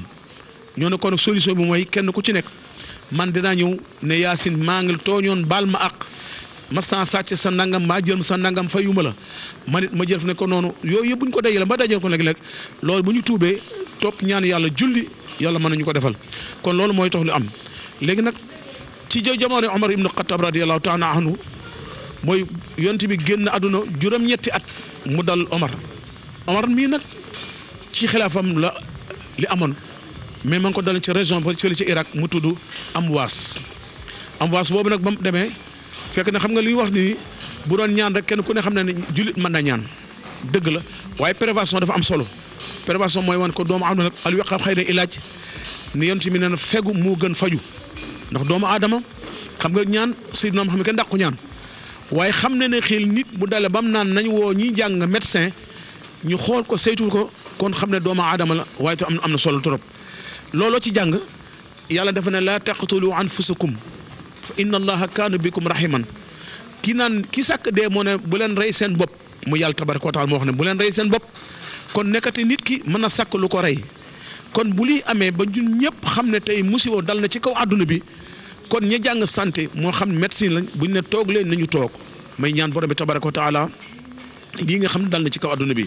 lenn du solution lu dul mooy nañu delluwaat ci yàlla tuub. mbokk yi mu ngoog xam-xamam yaatu lool muy historien nettali ñu mbas épidémie nattu yàgg na ci àddina donc saa yu yegsee rek peut-être nit yi ñooy jéem vivre avec pour mën a organiser wu par rapport ak seen avenir. waaw muy historien ci wàllu l'islam mais comme ni ma ko waxee ci début bi rek Sénégal dafa nekk dëkku diine muy jàngu bi muy jullit ñi ñëpp ci tubaab ñoo ngi koy wax malédiction divine. waaw mbas bi ñëw nag Pape Cheikh balaa la waaye soo xoolee ni mu ko waxee tuuti nee na ci temps yonent bi sallallahu alayhi wa sallam tolloon nañ benn moment ñu gis mala yi maanaam animaux yi jékki-jékki rek di génn di faatu di génn àdduna léegi bi ñu interroger ñëw sàmmkat yi ñëw interroger yonent bi sallallahu alayhi wa sallam daf leen ne lii ab balaa la waaye ragal na ne suñu demee ba ci kanam tuuti dina dugg ci li nga xam ne mooy nit ñi comme ni mu ko raconté nag ñuy yi nga xam ne dañ koy faral di sensibiliser nit ñi Bilal bi muy génn waroon dem ci kër yonent bi sallallahu alayhi wa sallam am ko mu taseel benn sàmmkat ni ñu saafontee xam nga ñun dañoo tàmm di accolade di tafante dënn donc ci noonu la yëgee ne am na lu dugg ci yaramam donc bi mu demee ci yonent bi sallallahu alayhi wa sallam mu expliqué ko ci saa si dafa def li nga xam ne mooy quarantaine bi ñuy wax tey wala isolement parce que xam na ne am na lu dugg ci moom donc muy ñu defal leen benn mbaar isolé leen teg leen foofu waaye si jamono yooyu yonent bi sallallahu alayhi wa sallam dafa digle woon ne que bu kenn génn maanaam na nit ñi dem toog seen kër ñi nga xamante ne dafa nekk ci dëkk bi bu ñu génn waaye bu kenn dugg ci dëkk bi ba pare nag jël li nga xamante ne mooy xam-xamu paj jox ko ñi nga xam ne ñoo doon gëstu ca jamono yooyu tëju di ci gëstu ñu ne jamono jooju moo ngi tuddoon Fayrouz bi ñu demee nag ba ci Umar ibn Khattab 8 ans après ñu waroon dem ubbi l'islam ci benn dëkk ca Irak mu am benn gouverneur bu fa nekk Hakim bind lettre ne fii de am na benn mbas bu fi am te ñi muy yóbbu ci ay nit bëri nañ donc su sañoon daal ñu nëgandiko ci jamono yooyu nag am ay saaba yoo xamante ne topp ñu digalu Umar ibn Khattab topp ñu digalu yonent bi sallallahu alayhi wa sallam ca bu muy dund ñu ne comme jihaad la dañuy dem ba ñu demee nag am na 700 saaba yoo xamante ne ñàkkoon nañ ci seen bakkan ba ci Fadel ibn Abbas bu ibn Muttalib ci nga xam ne ku mbokk la si yonent bi sallallahu te bokkoon na sax ci ñi ko sang bi mu génnee àdduna je parle sous le contrôle de Oustaz Assane Seck donc muy nga xam ne ay gestes bari yoo xam ne tere nañ ko ñu def ko dis li nga xamante ne fekk nañ leen ci te dañ ne ci diine yàlla moo njëkk ne nañu jege borom xam-xam yi xam nga bi bas bi amee ba tey Baye Cheikh ñu gis cas importé yi bi mu jeexee ñu dugg ci cas communautaire yi te cas communautaire yi dina gën di yokk Baye Cheikh pourquoi parce que ndigal bi nga xam ne borom xam-xam yi gëstu nañ ko ci feebar bi ba digle ko am nañu ko toppul man tous les jours nee naa preuve laa ci am nit bu ma woo ne daf ma bëgg a seet ci sama kër. Alors man je passe mon temps à dire xanaa yëgoo li xew ci dëkk bi kenn warul jóg kenn warul déplacé wu mais c'est très pertinent parce que xam naa ne Awa dina ci ñëw ci kanam parce que dafa mel ne depuis le début ñoo ngi sensibiliser ci fànn bu ne jéem nañ ko approché si bu ne mais dafa mel ne dafa am une partie des Sénégalais yoo xam ne bëgguñoo gëm ne feebar bi moo ngi ci réew mi te moo ngi commencé man li ma gis moom may gën di tiital te digle woon nañ ko ci temps Yonent bi sallallahu alayhi wasallam ñu ñëw médecins yi diglewaat ko donc mu mel ne Baye Cheikh solution bi mooy ñu toog ci kër yi bañ a déplacé wu parce que soo gisee bi feebar bi génnee xam nga wan la njëkk a xew am ay étudiants yu ko amoon son excellence le président Macky Sall ne kenn du leen jëli indi leen xëy na ñun loolu moo ñu suturaal ba ñu yéex a jot ci li nga xam ne mooy jàngoro bi mais bi nga xamante ne jot na àgg ci yeneen dëkk yi ba ñu ubbi frontières yi gis nañ li nga xamante ne agsi na si réew mi bi ci des aussi mu ne bi feebar bi amee ca jamono yooyu def na 1 mois 15 jours maximum 2 mois ci ñaari weer la yem nit ñi toogoon nañ seen kër respecté woon nañ consignes yi ci jamono yonent bi sallallahu alayhi wa sallam laay wax bi ci des mooy nee na ab balaa la balaa mooy loo xamante ne doo ko mën a gis ni doo ko mën a palper waaye di nga ko sentir mu jaaxal la lool mu ne nag solution bi nga xam ne ca jamono jooju au-delà des prescriptions yi docteurs yi joxe ak paj mi dafa ne woon ku ci nekk tey su ma nee Coro mu leer ma ne am na bor bu ma ko yoreel te boobu ba tey moom fàttalikuwuma ko man ma am franchise ne ko Coro baal ma àq lii maa la ko yoreloon waaye mënuma la ko fay moom aussi mu baal ma àq keneen ak keneen maanaam nee na daal tooñ bi bëri na àq yi bëri na moo tax lu mel ne mbas bi am te suñu respecté consignes yi ñaan yàlla jàpp ba set ñaan yàlla yàlla mën na am mu génne ko fii ci lu gaaw a gaaw.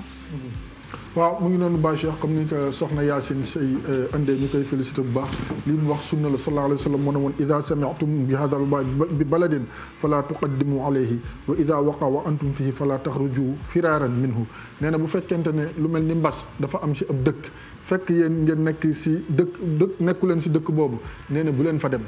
bu fekkente ne dëkk ba mu nekk dafa am nee na yéen bu leen génn si dëkk bi ngir daw mbas mi maanaam toog leen foofu ba faju ba wér ngir mën a génnaat dem si nit ñi pour rek bañ a lor sa mbokku jullit wala nga dem ñu lor la parce que sallallahu alayhi wasallam moo ñu waxoon ne la darara wala diraar nee na diine ji amul loraate fexeel ba bul lor kenn waaye itam fexeel ba bu la kenn lor loolu mooy les mesures barrières yi nga xamante ni tey waa kër docteur ñu ngi koy santaane ndax tey jii nii bu ñu la waxee ne wutal masque bu ñu la waxee ne toogal sa kër lu dul farata bu ko dox boo demee si alquran da nga ko fay fekk ndax Luqmaan nitu yàlla ku baax la woon keroog bi muy yedd doom ji di ko yedd daf ko waxoon ne waqsit fi mashik waxdud min sawtik inna ankaral aswaati la sawtul xamir bu ko ne sa tànk bii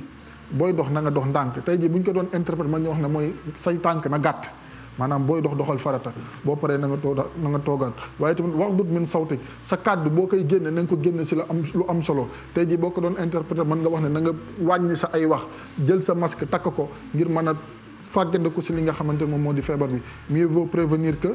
guérir alwiqaayatu xayrun min al ilaaj fagaru moo gën faju noonu la ko olof di waxee te loolu dafa nekk la nga xamante ni sallallahu alayhi wa sallam daf ñu ko jàngal gis nga mas mii ngay wax si jamonoy Seydina Omar radiallahu anhu am na ñu ne 25 000 personnes ñoo si des am ñu ne 30 000 si jamono yooyu te da ngay xool ne tey jii la nit ñi gën a bari jamono boobu la nit ñi gënoon néew si àdduna bi xoolal jamono yooyu fu 25 000 wala 30 000 personnes jóge kon nga xamante ni quantité bu bëree bëri jóge nañ fa te bokk na si li nga xamante ni andi woon na décès yu bari yooyu mooy ñàkk a sàmmonte ak li nga xam ne moom moo di ndigalu kilifa yi ndax al umara wal ulama dañ leen war di déglu ñii nga xam ne ñoo yor mbiri àddina yi dañ leen war di déglu ñii nga xamante ni itam ñoom ñoo yor mbirum diine ji dañ leen war di déglu mais am na la nga xamante ni bu amee ñi nga xam ne ñooy waa kër docteur la ñuy wax ndax dinaay faral di wax ne tey ku am tuuti jafe-jafe sa wér-gu-yaram dem hôpital ñu ne la wàññil suukar wala wàññil xorom boo ñëwee sa kër li ngay njëkk a wax mooy nañ ma utal sama menu bopp nañ ma utal sama lekk bopp. da nga koy respecté par force respecté ko par force. léegi médecin boobu nag moo lay wax takkal masque médecin boobu moo lay wax del utal gel médecin bi moo la wax del toog sa kër del moytu léegi yow nga bëgg ko weddi fii bëgg ko gëm fële donc day nekk la nga xamante ni contradiction la te yàlla suñu borom subhanahu wa taala xam-xam yi dafa bëri te wuute te ku si nekk ak xam-xam bi mu la jagleel te moo waxoon ne fasalu ahla dhikri in kuntum la ta'lamun laaj leen borom xam-xam yi bu fekkente ne xamu leen doo fekke oustaz ba wala animateur ba nga xamante ni xamul dara si médecine nga toog di ko déglu lii bul déglu imam bi bu xamul dara si médecine wala oustaz bi bu xamul dara si médecine lii la médecin bi wax loolu ngay déglu la preuve màkk bi ñuy waxtaane si quartier général boobu ba léegi ku laa jóge Sénégal bi jamonoy neex nit laata ngay dem màkk il faut médecin xool la xool sa wér-gu-yaram certifié la ne la mën nga dem nga door a mën a dem ñàkk bi ngeen di wax tey jii boo demee mu ne la mënoo dem da ngay toog du dëgg te mooy 5e pilier l'islam kon waa kër docteur li ñuy wax nañ koy déglu pour jeexal foofu gis nga mbas moomu ñi si faatu bari nañ mën nañ si lim ku mel ni Yazid ibnu Abi Sufyan si la faatu Surahbil ibnu Hasana si la faatu Alfadl ibnu Abbas ibnu Abdul Muttalib bi nga wax léegi si la faatu Abu Jandal ibnu Suhayli si la faatu ak ñeneen kon yàgg naa faat ay nit yàlla yàgg naa faat ñu jege yàlla ndax ñu doon ànd ak Seydina Muhammad sallallahu alayhi wa sallam lu ñëw jële leen fi bu fekkee keneen du ko fi bàyyi li sama benn xarit di wax rek foofu laay jeexale nee na kuy jàppa jaan doo faale jiit mu nekk lu am solo Baye Cheikh di enseignement biñ ci jëlee ñu bëri ñi nga xam ne période boobu yóbbu na leen ba ci période Umar ibn Khattab ñàkk topp ndigal moo leen ko yóbbee bi ci des mooy bi mbas bi amee rek yonent bi sallallahu alayhi wa sallam digle woon na ñu toog ca kër yi mais ñu noppi te bàyyi borom xam-xam yi di ci wax donc mu nekk loo xamante ne c'est très très important muy noppi boobu ñëpp waruñu ci wax nañu bàyyi ñi nga xam ne am nañ ci xam-xam ñu wax ci bi ci des aussi muy am gëstu bu ma ko laaj mooy gàncax gi Baye Cheikh xam nga ñoo ngi naan Madagascar am na artémisia ñu ne Sénégal am na ko mu ne loolu yàlla moo ko sàkk ci àdduna maanaam garab lu am la mu nettali ne yonent yàlla Moussa mës na feebar mel ne ku socc ba affaire bi jaaxal ko muy dem këpp docteur robb benn garab gi ne ko wekki ma nga baxal ma nga naan ma ndax ma nga wér yonent yàlla Moussa dégluwu ko bi mu demee ci médecin bi ne ko lii moo lay faj garab googu moo lay faj Baye Cheikh bi mu dellu see dagg ci garab gi dem këram baxal naan ko wérul mu ñaan yàlla ne ko nag na ma la bëggoon wan ne rek loo nekk yonenti am na yoo xam ne man maa ko sàkk te nit dafa war di faju donc Baye Cheikh ma ciy wax rek ñu bàyyiwaat xel recherche bi ak gàncax bi ndax lu ma yàgg gëm la Ensud moo ngi def li nga xamante ne mooy gel antiseptique yi mais gëm naa ne Baye Cheikh ñun dama koy faral di wax ñun on n'a pas de chance amuñu ay clémentine amuñu ay pomme mais soo xoolee dànq gi ñu am sump bi ñu am uul yëpp dafa am ay vertus thérapeutiques yoo xamante ne ba ci buy bi tubaab da koy ñëw di ko utiliser di ko dem di ko transformer di ñu ko jaayaat donc war nañu sump xool ni mu baax ci tension ak uul yoo xamante ne suñu doom yi xamatuñ ko soo leen ne konkorong wala kóoni man laa daña fa dem naa Saint-Louis di ñëw indi kóoni mais lekkuñu ko parce que xamuñu ko donc c'est vraiment dafa nekk c'est pas peut-être ay fruits yu rafet mais lépp rek am na loo xam ne suñ ko xoolee ba ci biir moo ngi faj donc ñu gën a appuyer recherche bi te bàyyiwaat xel ndigalu médecin ndax li am Sénégal lu doy waar la yàlla ci yàlla et puis respecter ndigalu médecin yi engagement citoyen la sax comme Guy Marius Sagna ni mu koy defee Guy ngi toog il faut que ma doser téléspectateurs yi parce qu'on est en train de recevoir beaucoup de commentaires Pape Doudou Thiam ak ñeneen ñu ngi ma naan mais gii bokk non dama leen di doser boo amee lu baax par exemple Youssou buy tëgg xam nga ñoom Pape Birahim ak xale yi ñooy def première partie voilà donc ñun dañuy def première partie bi en attendant de retrouver Cheikh Tidiane Daouda Mine et puis on a beaucoup de questions yoo xamante ni dañ ko koy baaxee bàyyi leen ma doser leen tuuti donc je parlais d'engagement citoyen baatu engagement citoyen du marche rek du casse rek c'est aussi respecter ay mesures yoo xam ne ni jóge na peut-être ci ay borom xam-xam yoo xam ne nii nee ñu bu ñu respecté yooyu dinañu aar suñu bopp. maa ngi lay ziar bu baax nuyu téléspectateurs yi ñuy seetaan nuyu ñëpp ñi nga xamante ne mbégte la ñuy am saa su nekk bokk ak ñoom émission bu mag bi lee di quartier général ni nga ko waxee tey dañu am yéene waxtaanee engagement citoyen Baye parce que bëri na ñoo xamante ni tey li nga xamante ne moom la état warloo ak ñoom rek la ñu xam mais ñoom li nga xamante ne moom moo leen war ci seen gox moo leen war ci seen société réellement duñu ko sax xam wala buñ ko xamee it duñu ko jëfee te li wolof naan balaa nga ni naam danga fay nekk donc balaa ngay sàkku ñu defal la est-ce que yow wàccoo nga ak réellement li nga xamante ne moom moo la war donc ay questions yu bëri la yu nga xamante ne dañ koy posé wu tey Baye ils sont nombreux ces gens yi nga xamante ne engagé wu nañu ci dara donc ñoom jàpp nañ ni sax xëj na ñu ngi ci engagement citoyen ñu ngi ci xeex yu nga xamante ne moom la ñu war a xeex te peut-être que ni ñu koy xeexee du anam boobu nga xamante ni moom moo gën donc moo la bu nga xamante ne li mu ëmb yëpp dafa bëri heureusement que Daouda Mine est là pour joyanti un peu su amee ay rëkk-rëkk mais en attendant je pense que war nañ mën a dem xool voilà ñu dem xool ko ak tonton Mag et puis on se retrouve. Parler d'engagement citoyen il faut ñu xam d'abord lan mooy citoyen le citoyen mooy quelqu'un qui habite la cité cité mooy sa réew bi nga dëkk mooy koñ bi nga dëkk mooy gox bi nga nekk soo dëkkee ci gox nag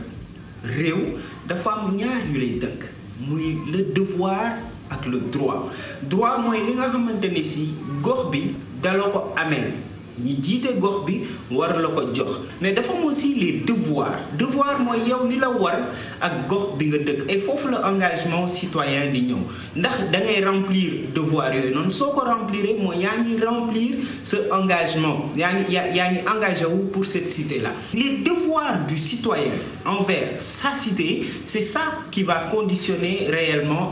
l'engagement citoyen mais souvent suñu waxee loolu nag dañu naan man faluñ ma donc amul lu ma war a defaral réew mi si doo du ki ñu fal rek moo war a defaral réew mi menuisier bi am na lu ko waroog réewam mécanicien bi pareil banquier bi ki commerçant bi ñépp ku si nekk dafa am liggéey boo war a defal sa réew am na ku doon wax benn kilifa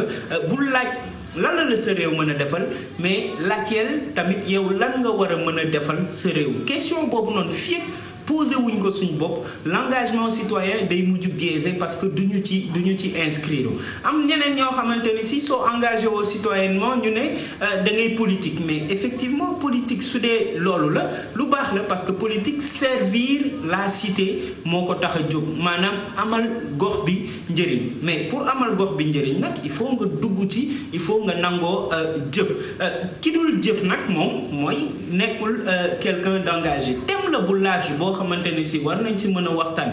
lu yàgg mais en résumé lii la l'engagement citoyen c'est la décision ferme de remplir ses devoirs envers la cité am na ku doon wax sax il faut qu'on calcule le taux d'utilité sociale maanaam yow ban njëriñ nga amal sa cité sa commune. Voilà, c'est un jeune voilà, c'est un enseignant, oui, Ibrahim Brice Diekoué. Voilà, donc moom itamit di faral di jege ñi nga xamante ni dañuy engagé wu ci yëfi société bi mais Pape Cheikh comme ni mu ko waxee tey dafa bëri lu ñuy juwaatle ak engagement social engagement citoyen plutôt parce que tey di nga gis ñoo xamante ne ni ma ko waxee woon sànq dañuy porter ay combat peut-être que au départ combat bi li nga xamante ne moom lañ ci jublu mën na baax mais anam biñ koy defee moom moo dul dëppoo ak yoon parce que bu fekkee ni xaste la wala saaga franchement quelquefois dañuy dévier parce que du réellement loolu mooy engagement social et engagement citoyen plutôt te ni ma ko waxee woon sànq tey bëri na ñoo xamante ni seen préoccupation bi njëkk mooy lan la ma état war a defal mais ñun itamit il faut ñu comprendre que l'état c'est tout le monde malheureusement c'est pas seulement ki nga xamante ne moom moo jiite c'est pas seulement institution yi c'est pas seulement ministre yi mais c'est tout le monde ñëpp ñi nga xamante ne ñoom ñoo nekk ci cité bi ci quartier bi ci gox bi ñun ñëpp ñooy état tey bëri na ñoo xamante ni je suis désolée de le dire comme ça mais moi je les appelle des mécontents entre guillemets ñu baal ñu ci cadre gi parce que tey da ngay gis koo xamante ni am na loo xamante ne sax moo nekkoon yéene wala moo nekkoon bébétam ni mu ko bëggee woon ameewul noonu dafay daal di wëlbatiku dugg ci yeneen yoo xamante ni xëy na bokk ça n'a rien à voir ak engagement citoyen mu dippee boppam koo xamante ni xëy na da nga engagé wu pour citoyenneté bi wala da nga engagé wu pour société bi alors que derrière yow yaa ngi juste ci sa intérêt personnel wala yaa ngi jaar ci loo xamante ni dëppoowul ak yoon donc tey bëri na lu nga xamante ni moom moo tënk wala moom moo dëxëñu ci biir engagement citoyen et que malheureusement ñun wàccoowuñu ak moom tey c'est bien de critiquer pour li nga xamante ne moom moo di avancement tey c'est bien ñu ne am nañ droit par exemple lépp lu ñu am ci wàllu ressource ñu wax ñu fan lay jaar lépp li nga xamante ni moom mooy suñu ay budget ñu wax ñu ana naka lañ koy utiliser xaalisu réew mi ana ci lan lañ koy dugal tout ça c'est bien mais il faut porter combat yi ci anam bi nga xamante ni noonu la waree encore une fois du saaga du xuloo du xaste du sa mer ngay déverser ci kaw autorité yi encore moins li nga xamante ni moom moo di toog rek di xaar parce que aussi ay combat yu bari ñooy nekk ci société yoo xamante ne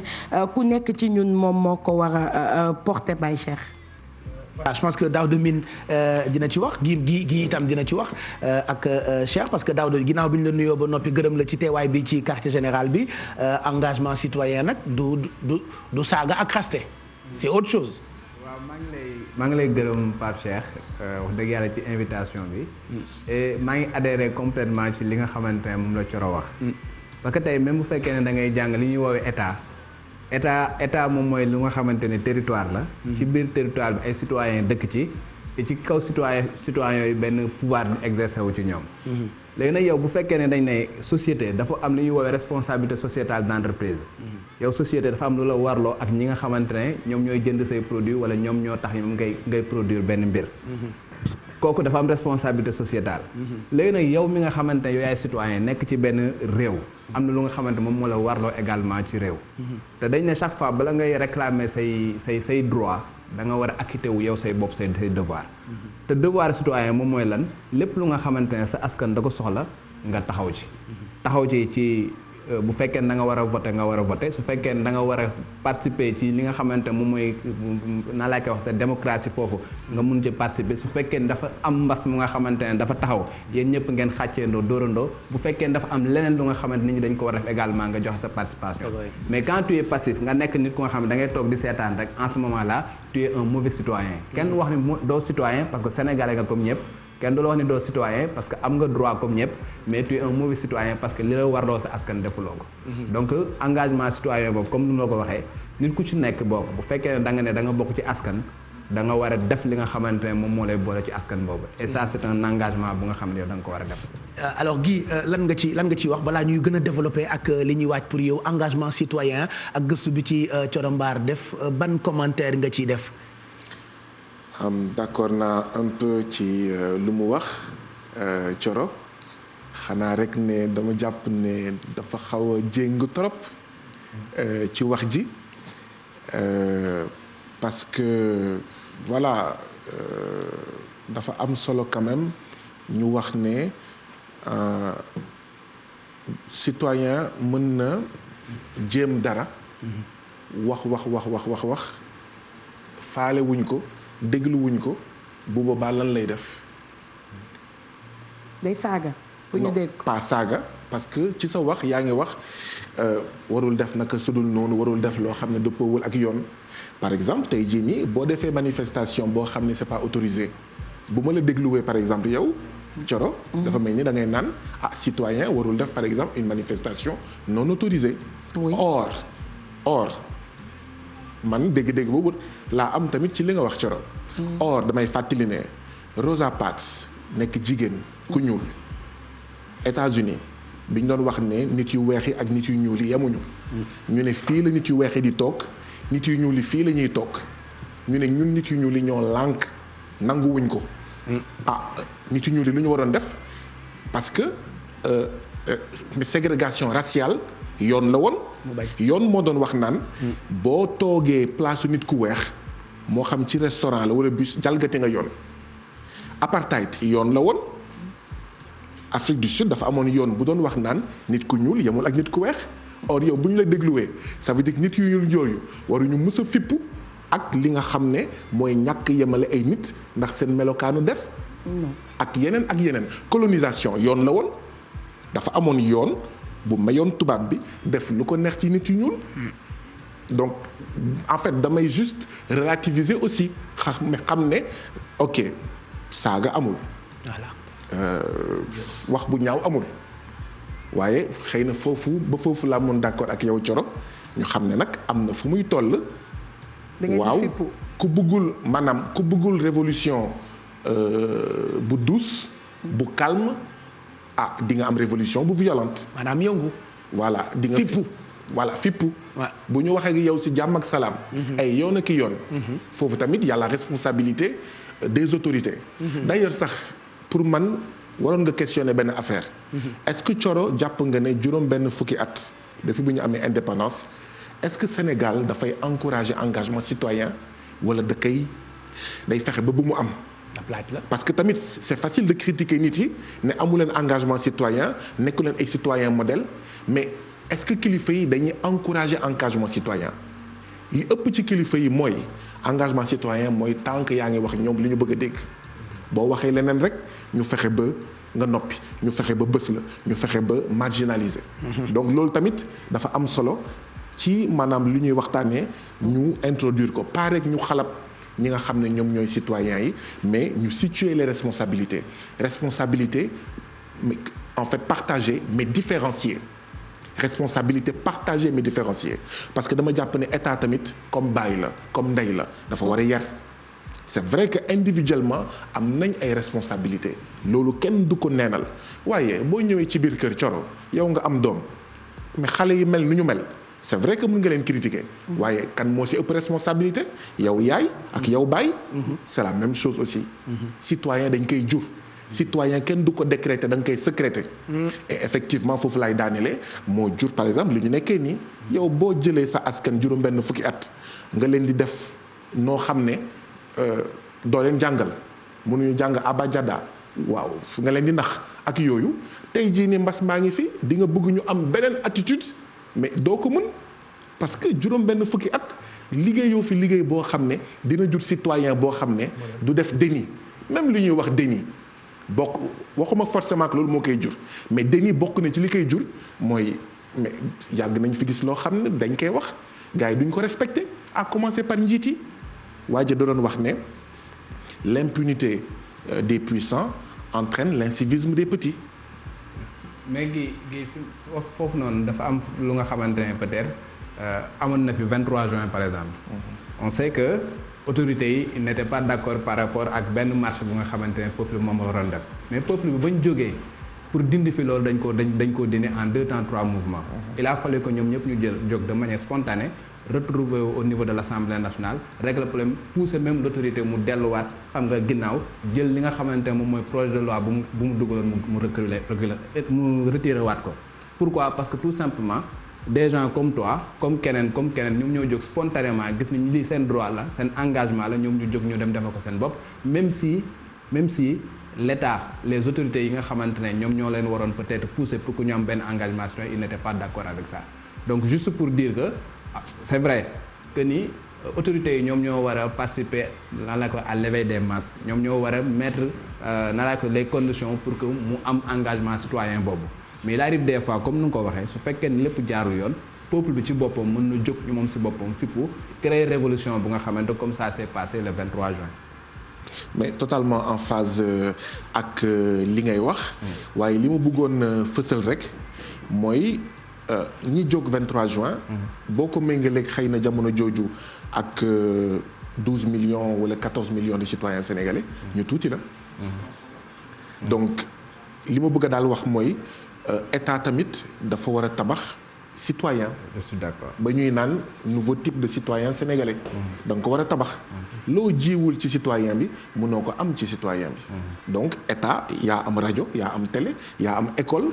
ak ñoom seen tous les moyens mais est-ce que yaa ngi koy dugal pour tabax citoyen bu baax wala yow citoyen bi nga bëgg mooy citoyen buy nelaw mooy citoyen buy fàcc mooy citoyen boo xam ne bëri rek lay def loolu moo ko yitteel mais question yi essentielles yi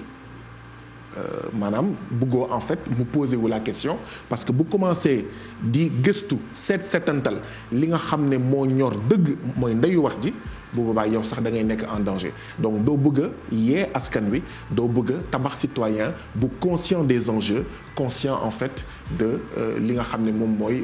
moo ko war. voilà Cheikh Tidiane ñu ngi lay nuyu xam naa bu doon ci yeneen période sama xalaat la ci yeneen jamono Guy dañu koy considérer comme héros parce que tout le temps day xeex pour Sénégal. oui effectivement Pape gannaaw ba ñu nuyu les téléspectateurs de la télévision Futurs Médias gis nañu que donc Guy Marius Sagna qui n'est pas une personne en tout cas à présenter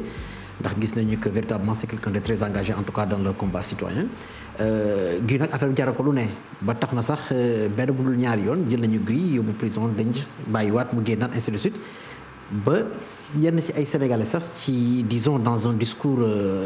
plus ou moins laconique dañuy faral di ne Guy xanaa sonn ci dugg prison Guy lan mooy motiver exactement lan moo lay motiver pour que véritablement tu te mettes dans un combat bi nga xamante ni nous le savons tous c'est pas évident de le remporter sachant que la plupart des citoyens comme vous l'avez dit tout à l'heure dañuy faral maanaam toog tekkaaral et que yow tu te mets au devant de la scène malgré les risques yi nga xamante yaa ngi koy encourir. xëy na da ngaa am kersa sax moo tax bëggoo egg foofu waaye ñu bëri dañuy naan Guy dafa ñeme kaso mais wax ji c'est pas que Guy dafa ñeme kaso wax ji mooy président Macky Sall dafa ragal dëgg wax ji ce n'est pas Guy dafa ñeme kaso c'est que président Macky Sall dafa ragal aji bëgg réew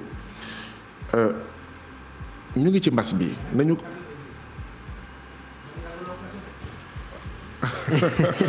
président Macky Sall moo ragal dëgg moo ragal aji bëgg réew. aji bëgg réew mooy patriote. nañu contextualiser ak mbas mi. tey jii nii ñëpp ngi tiit en tout cas ñu bëri tiit nañ à commencer par kilifa yi ci mbas mi. est-ce que benn at ci ginnaaw ñaari at ci ginnaaw wala ay weer ci ginnaaw boo wootee woon manifestation buntu ministère de la santé foogu ma ne yow sax di nga ñëw. foogu ma ne keneen ak keneen dina ñëw. or ñu bëri ñu ngi doon gis suñu état système de santé suñu état système sanitaire mais ñu ngi dund ak moom ku nekk yaa ngi xaar yàlla. mais tey jii nii mbas mi dafa wane ne fàng ne suñu système de santé daanaka dara nekku fi. suñu système de santé daanaka kaddu rek moo fi nekk alors wax ji mooy est-ce que suñu système de santé jar na ñuy xeex jar na ñuy mobiliser wu jar na ñuy joxe suñu bopp pour ñu am beneen système de santé en fait man ak ñeneen ñu mel ni man loolu moo leen di mobiliser. ndaxte comme ni ma koy faral di waxee man meluma comme premier ministre Côte d'Ivoire bu ma feebaree ñu may évacuer. meluma comme Boun Abdallah Dionne bu ma feebaree ñu may évacuer man hôpital public laay fajoo sama jabar samay jigéen bu ñu waree wasin hôpital public la ñuy wasin donc bu ñu seetaanee hôpital public mu mel nu mu mel mais sama jabar mën na si ñàkk bakkanam samay jigéen wala samay xarit yu jigéen mën nañ si ñàkk seen bakkan alors est-ce que dañoo war a toog seetaan kan moo ñu siy wàllu kenn duñu ci wàllu ndaxte du tubaab bi mooy ñëw soppi suñu xar kanamu Sénégal ak Afrique du chinois bi mooy ñëw soppi suñu xar kanamu Sénégal wala Afrique ñun ñooy soppi Sénégal ak Afrique ñun nag ñoo koy soppi mooy waxtaan ci jàmm ak salaam bu dee mën na nekk ci jàmm ak salaam ñu soppi ko bu dee mënul nekk ci jàmm ak salaam ñu xool naka la ñuy mobiliser wu comme daaw de nu mu ko doon fàttalee ay 23 juin ay yeneen ak yeneen ndaxte kat coppite yu gën a am solo ci àddina bi du ci waxtaan la réglé woo ndaxte foofu lay daanelee dama bokk ci ñi nga xam ne dañoo jàpp ne àddina bi li ko màndargaal mooy nooteel àddina bi nooteel moo ko màndargaal. maanaam du doon lu nga xam dafa spécifique au Sénégal. non c'est général. ok donc bu ma waxee nooteel xëy na baatu tubaab bi mooy exploitation de l'homme par l'homme mooy oppression donc loolu la ñuy woowee nooteel xëy na ñun ñu koy gën di waxee golo di béy baa bu di dundee d'accord wala rongoñu baadoole di siim cere buur waaw pour buur mën a lekk cere bu neex fokk ay junni ak ay junni nit mu jooyloo leen mu aaki moo seen alal ngir mu am cere waaw baas yi cere ak ñoom seen alors loolu noonu ñi nga xam ne ñoom ñooy dund ci nooteel ñooñu du ñu bëgg a nooteel jóge fi donc di nga wax ak ñoom ci jàmm ak salaam ñooñu lenn rek la ñu bëgg mooy sàmm seen cere ak li koy siim yow mii boo bëggee soppi Sénégal nu muy doxee da nga leen di xañ seen cere ak seen siim boo bëggee soppi Afrique ni muy doxee da nga leen di xañ loolu donc ñoom du ñu nangu ci jàmm ak salaam ñu soppi système bi ñu soppi Sénégal parce que ñoom seen vacances France seen vacances États-Unis waaw seen yeneen ak yeneen maanaam yi ñuy def seen jabar di dem accoucher bitim réew ñoom ñuy dem faju bitim réew seeni 4x4 ministre Sénégal muy dawal Mercedes ak 4x4 alors que yaa ngi bokk ci ñaar fukki réew ak ñett yi gën a ndóol ci àddina bi loo xam ne xel waru kaa mën a nangu loolu boo bëggee soppi système bi mooy da nga leen ko bëgg a xañ donc ñoom duñu la nangul nga xañ leen ko loolu mooy indi ñu lay yóbbu kaso mooy indi ñuy tëj Khalifa Sall ñuy tëj Karim Wade Sénégal doyul ñu tëj ko bitim réew loolu mooy indi man régulièrement ñu may tëj loolu mooy indi ba ci Abdoulaye Diouf Sarr bii waaw man hôpital régional Sédhiou laa nekkoon wax naa leen hôpitaux yi doxul santul ndaxte da ngeen di lekk xaalisu hôpital yi. ah bon ñu jëlee ma Sédhiou indi ma Dakar. sob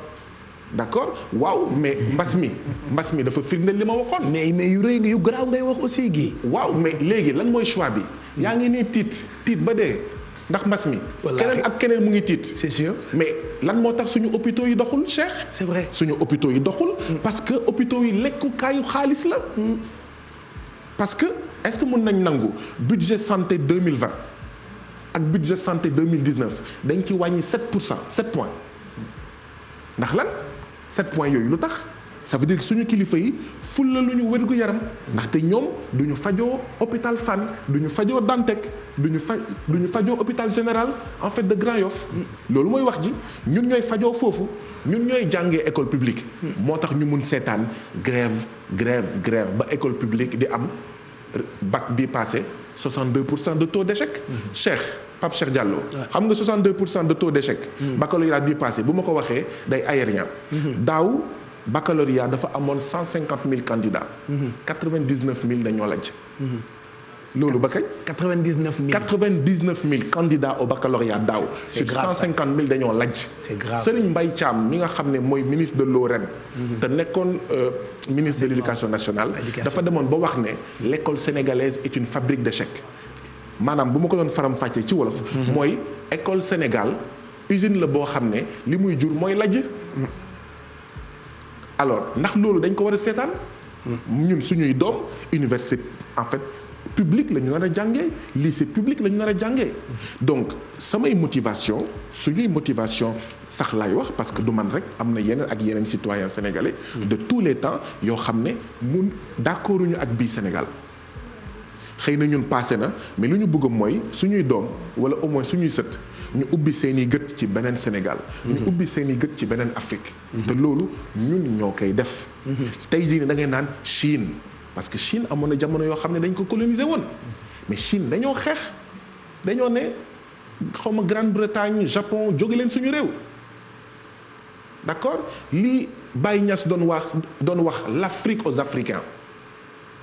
Baye Niass moo doon wax l'Afrique aux Africains Serigne Mbaye Sy Mansour 25 janvier 2020 mu ngi ma fekk kaso mu ngi nekkoon Banjul lu mu wax mu ne Sénégal ak Afrique dañoo bootu trop ci tubaab yi Serigne Mbaye Sy Mansour xalif général des Tidianes moo ko wax 25 janvier 2020 mu mel ni waa France Dégage ñooy wax mu ne Sénégal ak Afrique amuñu indépendance politique amuñu indépendance économique te ñaar yi ku ko ñàkk amoo dara c'est vrai xalif général des Tidianes yàlla na gudd fan loolu du wax France Dégage mais kàddu gi ñun moom la ñuy wax loolu la nuru daal ne mënuñu génn ci ndóol ñun Sénégal ak ñun Afrique fekk moomuñu suñu bopp li suñu mag yi ak baay yi ak ndey yi doon wax moom sa réew bokk sa réew defar sa réew c'est toujours d'actualité maanaam souveraineté économique moom sa réew souveraineté politique moom sa réew bokk sa réew pas que golo di bëy baabun di dundee ba pare defar sa réew voilà moom dafa teel a frappé gi dafa teel a frappe voilà je précise encore qu'il n'est pas le coordonnateur mais le secrétaire administratif bu FRAPP muy ganu quartier général et pourtant Cheikh xam nga waxtaan bi sax tàmbaleeguñu ko c'était juste un commentaire par rapport ak sujet bu am solo bi nga xamee ne Thioro préparé na ko mais c'est bien c'est ce qui li mooy def charmuk ñi nga xam ne ni ñoo décidé tay le bakkan tay le njaboot tay le famille et sans rien attendre en retour que pour seen dëkk on a besoin de ce genre d'homme là et j'ai dit tantôt am na ay jamono yoo xamee ni bu doon gi existé na ci période Lat Joor heure bi ñoo ngi koy jàng naan c'est un héros et man géwél bi xam naa maa koy njëkk a woy Sagna Bigué Sagna Marème Ball mais bon ñu ngi ci période boo xamante ni avis souvent day nekk ay divergences et on va essayer de répondre de poser question yi nga xamante ni ñu bëri ñu ngi ñu koy yónnee bu ca kanamee tuuti cant yi tey daañu ci ànd ak ki nga xam ne ni mooy Cheikh Abdou Lahad Guèye moom suñu xarit la dinañu dugal ci ëttub Cheikhul Khadim ñamali lay doon avant gu ëllëg nga xam ne ni Sidi Ibrahima la ñu fas yéene waxtaane di Cheikh Ibra Fall ñu fas yéene ko amal ëllëg ci télévision Futur Média mais fàttaliwaat leen encore ni crise su Covid-19 ba tey mu ngi lakkal àddina wërngal képp li Youssou Ndour ni mu ngi téye àddina ci loxoom donc li ñu war mooy respecter encore mesures barrières yi rappel la yokku cet gi dandante gi gàtt tànk ba noppi itam takk masque yi am na nag malheureusement ay nit yoo xamee ni gëmuñu ni feebar bi existe na ba tey loolu am na ay sénégalais am na ay américains am na ay français c'est pour certaines personnes yu nekk bitim réew am entre guillemets li ñu tuddee engagement citoyen nga xam ne lu ñaaw rek la ñu xool ci Sénégal et pourtant Sénégal la ñu fekk baax c'est pas que certains Sénégalais ñoo gëmul ni feebar bi amul boo demee ci ay dëkk yu bëri actuellement ñu ngi ne wooy ça n'existe pas politique la am na ci ñu bëri ñoo xamante ni sax ñu ngi naan ci ay laboratoire chinois la jógee donc c'est tellement compliqué loolee nga xam ne ni moo jëm nag ci mbir mu exister et que tout le monde en parle am ñu bañ ñi exister wul ñoo ngi ko tuddee defe naa déni. déni la ñu koy tuddee ci wàllum wér-gi-yaram maanaam lu am ñëpp xam ne lii am na dut nañ ci baaraam yow nga ne lii amul naam sax bu ñu indee ay preuve da nga naan lii amul ci loolee nag bu nekkee élément bi pare na ñu dugal docteur Abou Sy moom moo jiite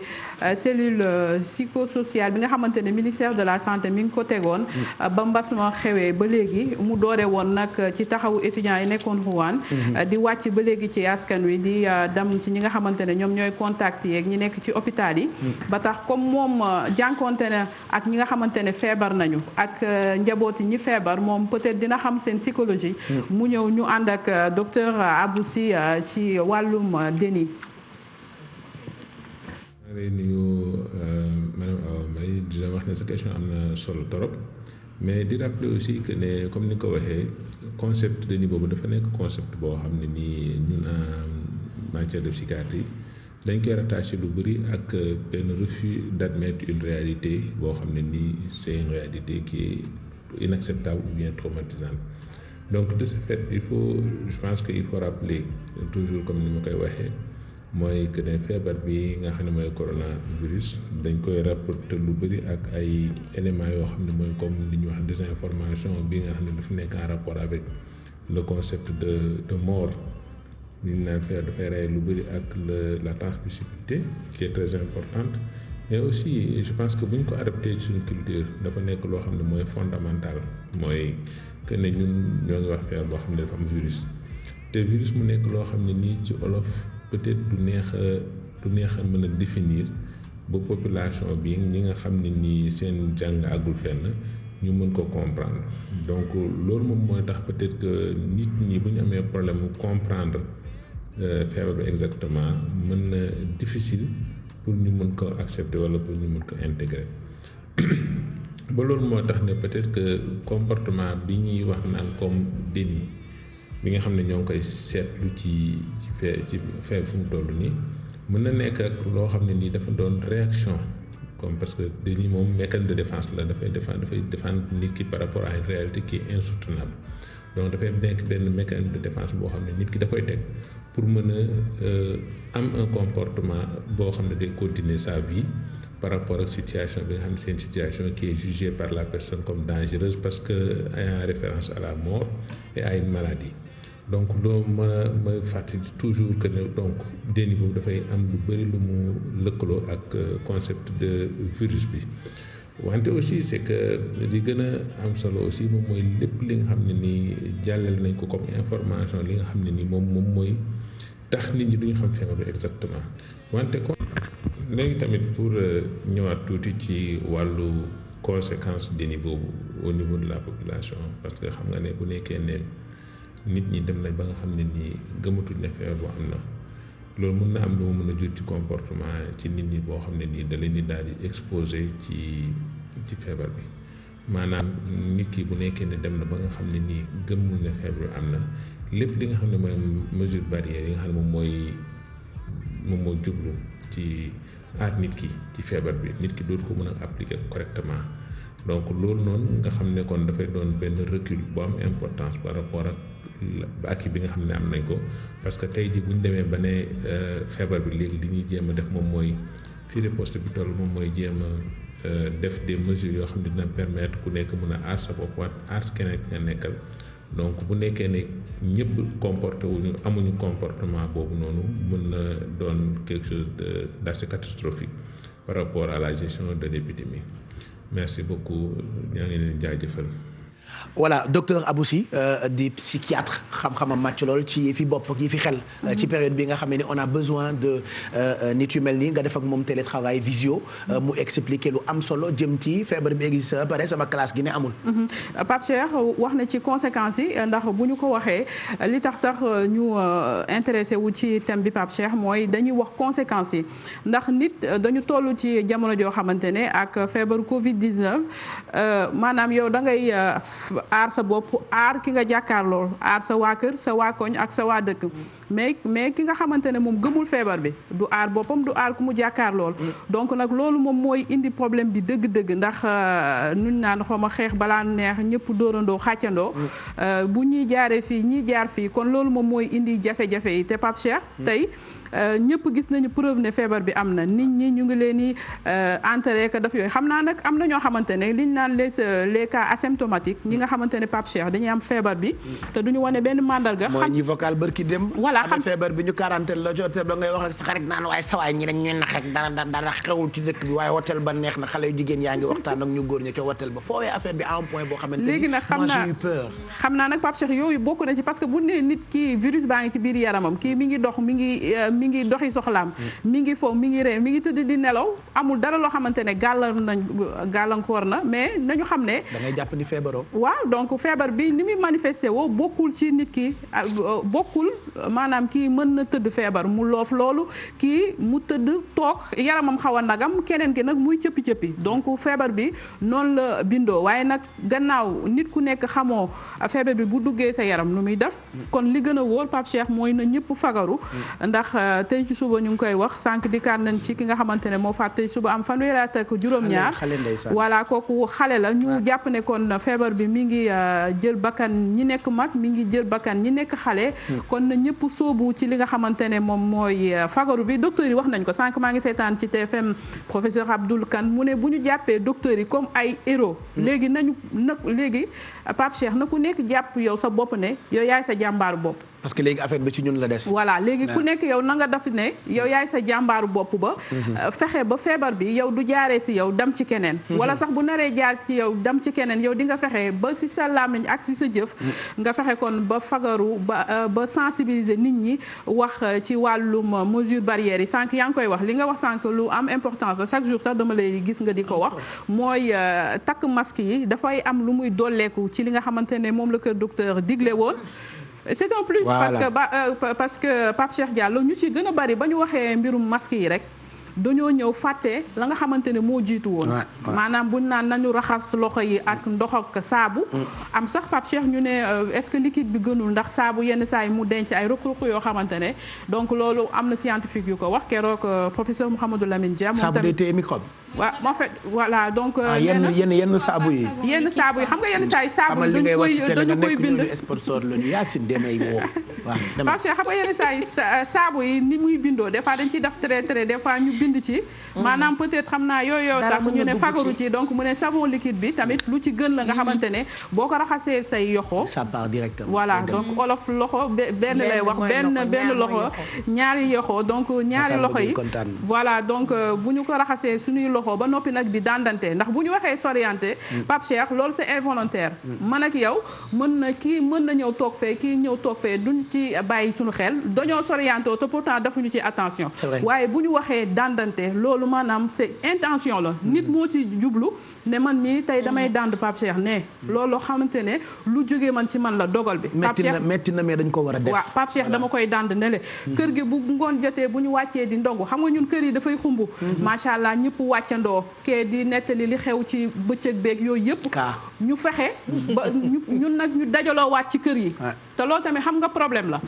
comme tamit nañu fexe parce que ñi dem bokkul ak ñi toogoon ci kër yi donc loolu tamit xam nga risque la donc nañu fexe ñun tamit ci kër yi